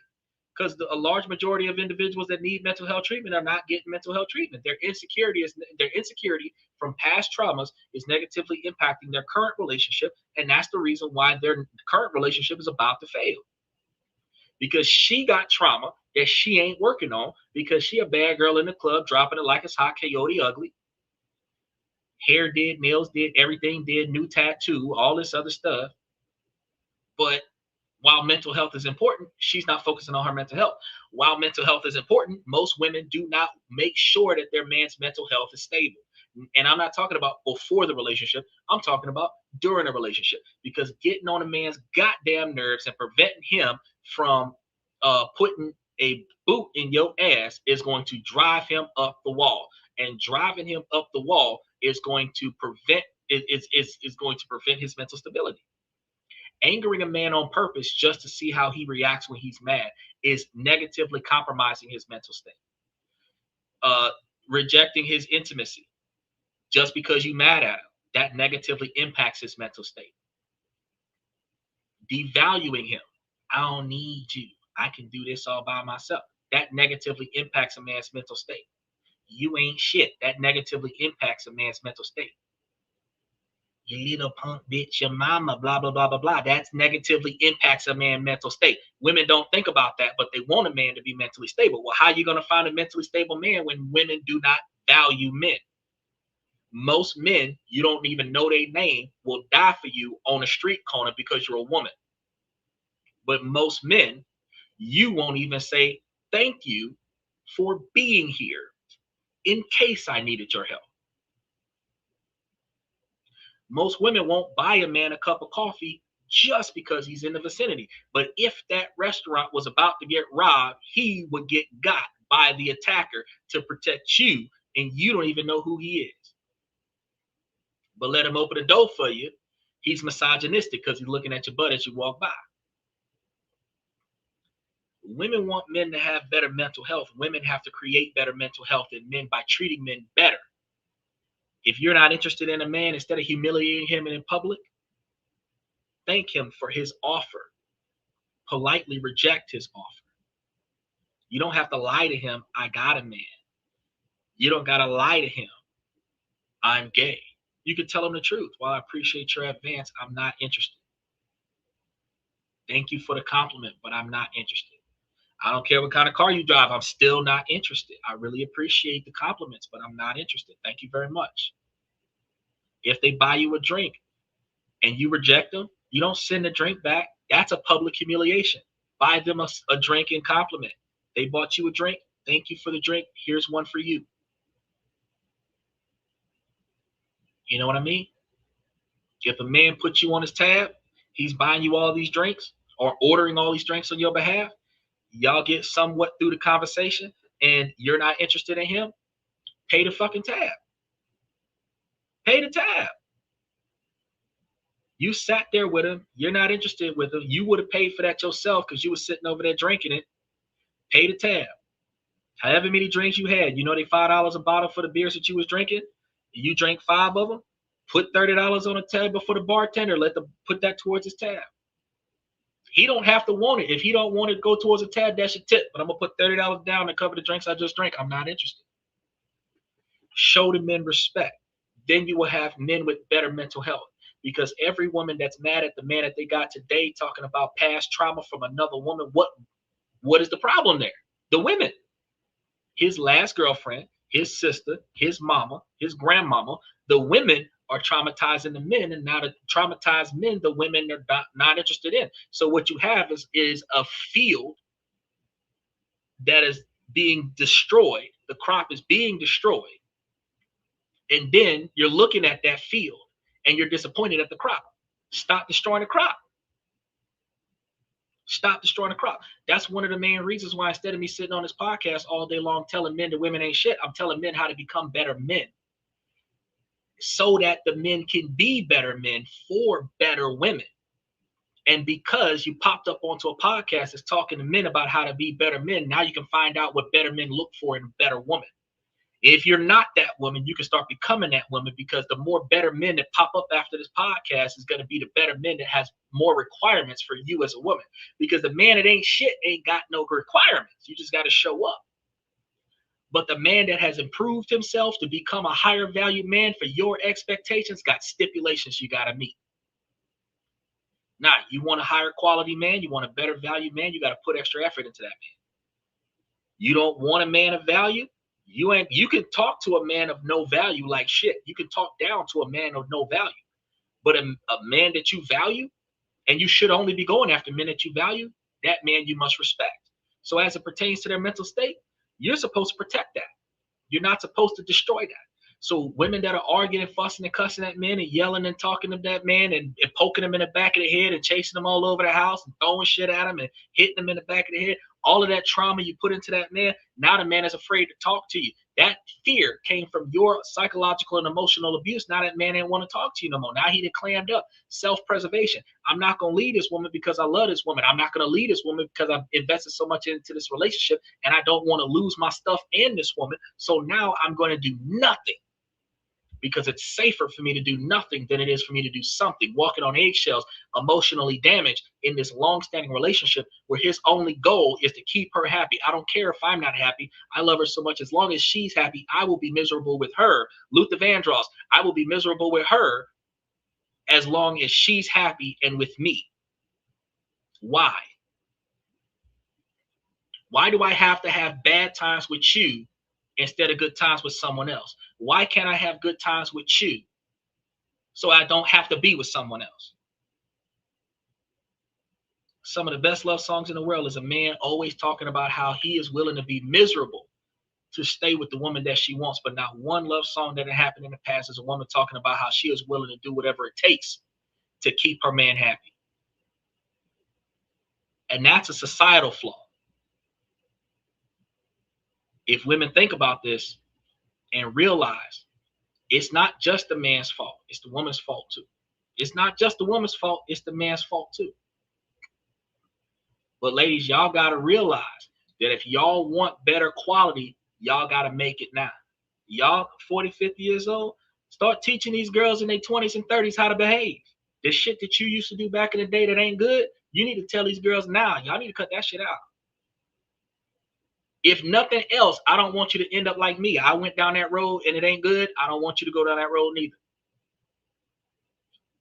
A drug addict can tell a person that ain't started doing drugs why it's not a good idea to be on drugs. A broke person can tell a person that ain't started fucking up their life why it's not a good idea to waste money. An unemployed person can tell a person starting their first job what not to do to lose their job. A 40-year-old single woman can tell a young girl what not to do so that they don't stay single till they're 40. So instead of promoting each other, bad girls club, get them girl, bad bitches, yeah, fuck that nigga, we don't need him. Instead of doing all that, y'all should be able to come out the woodwork and say, nah, girl, you need to fix that. Go talk to him, apologize, make him his favorite meal, go apologize to his mama and them. Do something to fix that, because that man got a job. That man working hard. That man paying for everything that he don't got to pay for. Keep him. There ain't that many of them out there that's willing to put up with your shit. Keep him. Because you're going to come to an age where they ain't going to look at you no more. See what I'm saying? For men, you can tell the young boys, stop, wait, they'll come to you. But for the women, if you wait, they will stop coming to you. They won't look at you. So as women, I'm not going to tell y'all rush into the first relationship that you find. You want to curate your interactions with one another. You want to maintain platonic engagements with these dudes, because at the end of the day, the more dudes you sleep with, the lower value you got. So instead of sleeping with every dude that you get involved with, you want to bring back that mentality. No sex until marriage. Maintain your value. No sex until marriage. This is coming from a man. No sex until marriage. Why? Because if the relationship don't work out before we get married, at least I ain't got no bodies. If I start smashing you and we never make it to the marriage, I'm in a new relationship every 1 year, 5 months, and 6 days. From 15 to 30, I done had 15, 20 relationships at least. And then if I decide to go on a whole stroll while I'm in college and I'm out there dropping it like it's hot and throwing it up in the air, then now I got a body count of 60, 70, 80, 90, 100, 200,000. Shouldn't do that. 3 baby daddies, all this other stuff. Shouldn't do that. Since your value is sex, you should put that on pause until you find a man that you're willing to spend the rest of your life with. Now, women are going to say, well, if that's the case, who the men going to be fucking with? The dudes is fucking all the women. Not wife material. Not wife material. You're wife material. You should not be in sexual relationships with men that you're not married to. Maintain your value. You know what I mean? You maintain the value of your car by keeping it painted, keeping it washed, keeping it maintained. You maintain the value of your house by keeping it repaired, keeping it painted, keeping it updated, redoing the roof. You maintain the value of your dog by keeping it groomed, keep it with a bath, keep his teeth brushed. Y'all got life insurance and health insurance on your pets now to maintain the value of your animals. You maintain the value of your clothes by following the washing instructions and dry clean only and all of this. Why don't you maintain your relationship? Why don't you maintain your body count? Why don't you maintain yourself? Maintain your own mental state so that you're not insecure in a relationship with this other dude. If you think, oh, none of the dudes are staying with me because I don't want to sleep with them, that's because they ain't shit. Stop attracting ain't shit dudes. Then you don't got to spread your legs for each one of them. Because a man that values you for what you bring to the table is not looking for the sex. The sex is guaranteed. If I meet you and you 22, I got to you 40 to have 3 kids out of you. If I'm going to stop my number at 3. If I meet you at 22 and I'm trying to sleep with you at 22, then I'm not trying to have a long-standing relationship with you. I'm trying to sleep with you. So if you know what my goal is, I'm not showing you a long-term goal. I'm showing you a short-term objective. Then this man doesn't have the ambition that I want. If all he wants is to sleep with me, then I don't want to talk to him. That's what y'all need to be having. Nah, fuck that. He just spent $500 just to get into my pants. So what he's saying is that I'm only worth $500, not 50 years. If he's going to spend $1,000 on one night with me, what he's saying is that I'm only worth $1,000, not 50 years.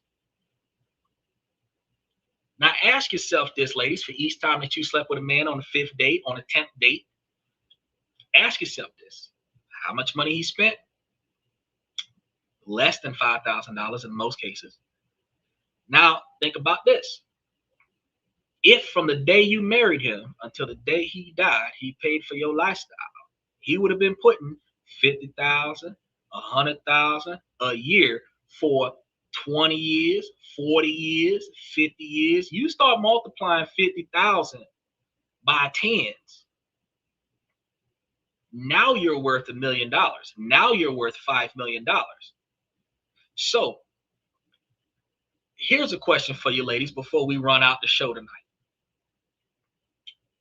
Would it make most sense for you to show how much you're worth and only provide yourself to a man that's willing to keep you for the rest of his life? Or is it better for you to show your worth by sleeping with him on a 5th date? Because if sleeping with you come at a cost, is it better for him to get it in the beginning, or is it better for him to get it after the marriage?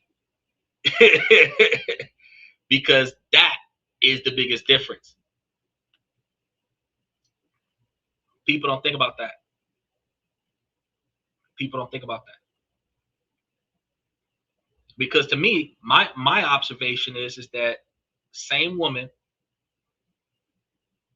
if $1,000 worth of dates, whether it's $100 a date for 10 dates or 5 dates for $250, whatever, can get in them pants, her value is $1,000. If I can keep this woman for the rest of my life at whatever my standard of living is, that standard of living, if my standard of living is $50,000 a year and I'm going to give her 20 years, 50,000 times 10 is 500,000. That's $1 million to get that woman. 40 years, that's $2 million to get that woman. Wouldn't she be more valuable if I can only get her, if I'm guaranteeing her 20 years of my life or 40 years of my life? Wouldn't that make her more valuable than what she would be if I can guarantee her a yacht trip, a one-night white party at the whatever on the marina? Wouldn't she be more valuable? Even the girls that, oh, he gave me 10 stacks to fly me across the country so that he could smash on the first night, that means she was worth 10,000. Well, wouldn't she be more valuable if I got to dedicate 30 years of my life to her at my current salary? Even if I'm a $50,000 a year man, wouldn't she be more valuable to me if I'm willing to spend the next 30 years of my life with her to get that? Instead of it being contractual transaction where I am leasing it, I can smash every month as long as I pay the monthly cost for the hair, nails, and everything, $1,000 a month, which means that at this point she's only worth like $12,000 a year, versus again the whole standard of living. Nicole said that's a question I never came across. 5 questions influencers refuse to answer. That was the title of today's show. I hit y'all with a couple of them, but this is the one that make everybody got to stop and think. Wouldn't your value be higher?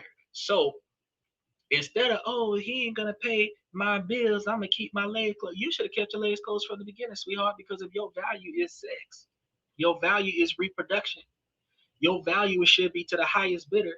And the highest bidder is the person that's willing to contract to you for the longest period of time.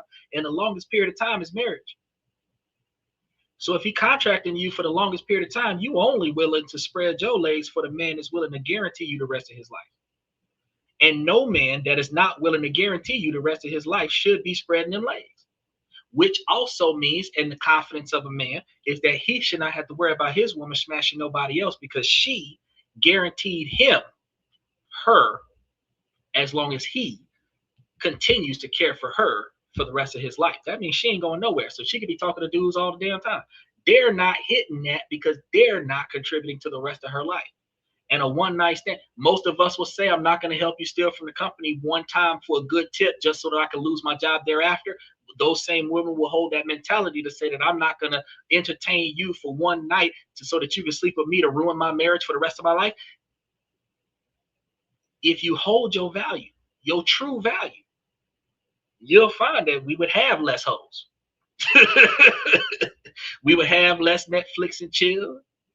We'll have less boba and back shots.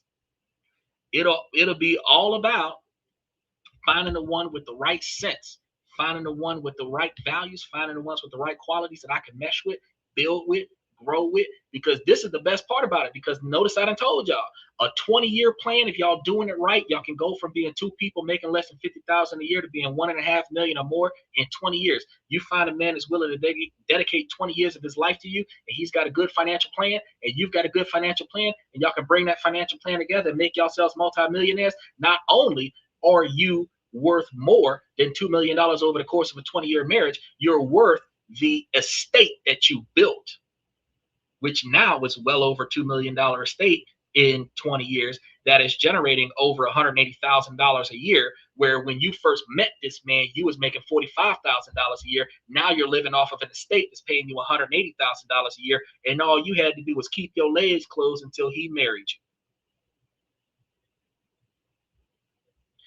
you. Now my question is, why the fuck do women not behave this way? This is the way women behave in 1940. This is the way women behaved before they was burning bras in the street. Why do women not behave this way? Because the potential of a man is the ability to build wealth, not spend it. So if women aren't paying attention to the man's ability to build wealth, then that's the reason why after 10, 20 years of being in a marriage, she broke, he got to pay her alimony. Wouldn't be no damn alimony if you was in a trust that was paying you residuals. It wouldn't be no damn alimony. It's like whatever's coming from you in the trust, you get. If you in a trust getting 25% of the trust, reinvesting the other half back into the principal, you getting 25% of the trust out of $180,000. Half of $180,000 is 90. Half of that is 45. That's your standard of living right now. So you still get a free ride, $45,000 a year coming out of a trust that you helped him build for 20 years. You can divorce him and live the way you was living before you got with him with no job. There's still no excuse. The greed and the lust, which are two of the deadly sins that everybody pays attention to, but nobody changes from, is the reason why the dating game is so destroyed. So with that being said, ladies, we got to change our mentality. But on my way out the door, fellas, I give y'all this information to help y'all become higher value men. You guys have to figure out for yourselves the things that are inside your control that you don't like that need to change. And then put forth the effort to make those changes. As you make those changes, you'll see a better way of life, and then you can navigate around the things that you cannot control. Well, ladies, while this is a male-driven podcast from the male's perspective, ladies, you too can make yourselves higher value women. All you have to do is prioritize your 20-year plan, finding out what you need to get to your end goal. And then you can proactively put forth the time and effort into achieving that goal, and keep your eyes and ears open, because as you have the potential suitors approach you, you can evaluate their personality and their characteristics and their drive and their motivation to see if they mesh well with your end goal. And if they mesh well with your end goal, then you can partner with them and you can reach your goals so much faster. Because when two people aim for the same goal, they're going to liably hit it faster than if one person grind on it by themselves. It's not about you specifically becoming a dependent to a man. It's about you specifically finding a man that will cooperate with your objective so that you can celebrate your life with the person that helped you achieve that goal. And that works the same way with men, finding the right woman that they can celebrate life with the woman that helped them achieve the life that they're living. It's not about YOLO, you only live once. It's not about get it while you can. It's not about all of that. I'm a bad bitch, I'm gonna do whatever I want, alpha boss lady, all that other bullshit. What it's about is when you are 75, 80 years old and you too old to wipe your own ass, who gonna be there? My mama used to tell me when I was young, be careful how you treat people, because you never know who's gonna be there to bring you your last glass of water. And 9 times out of 10, the person that bring you the last glass of water is the one that you treated the worst. Y'all know that old saying, oh, you don't know what you got until it's gone. And You never pay attention to the well runs dry and all this other stuff, but you don't know that the one person that is going to still be there with you on your last day, fluffing your pillow and bringing you your last drink of water, is 9 times out of 10 your ex-wife or your ex-husband. The last person that you treated like shit is usually the one on your deathbed with you on your last breath, the one you didn't want. So instead, you got to behave better, you got to treat them better, and you got to look for the one that you value. Don't just look for the one that's convenient. Look for the one that you value. And that's going to be the one that should be there for you on your last days. Now, with that being said, I want to thank y'all for coming to This and That. I'm your host, Xander, where we talk about this, that, and everything in between. And I'll see you guys tomorrow night.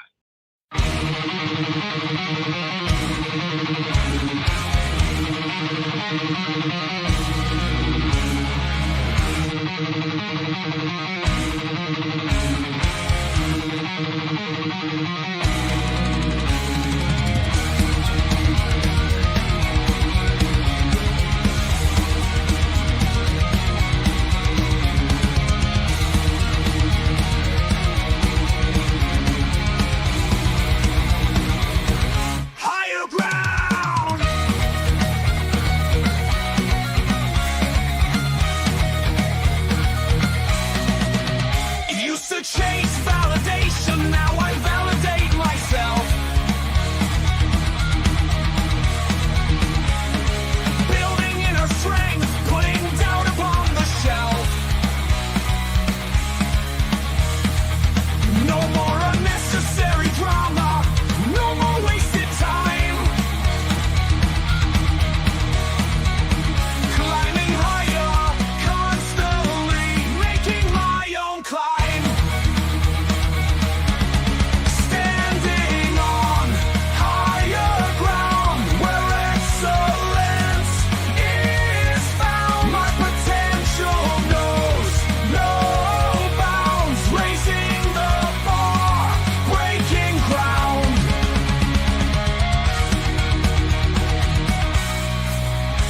My network is my net worth.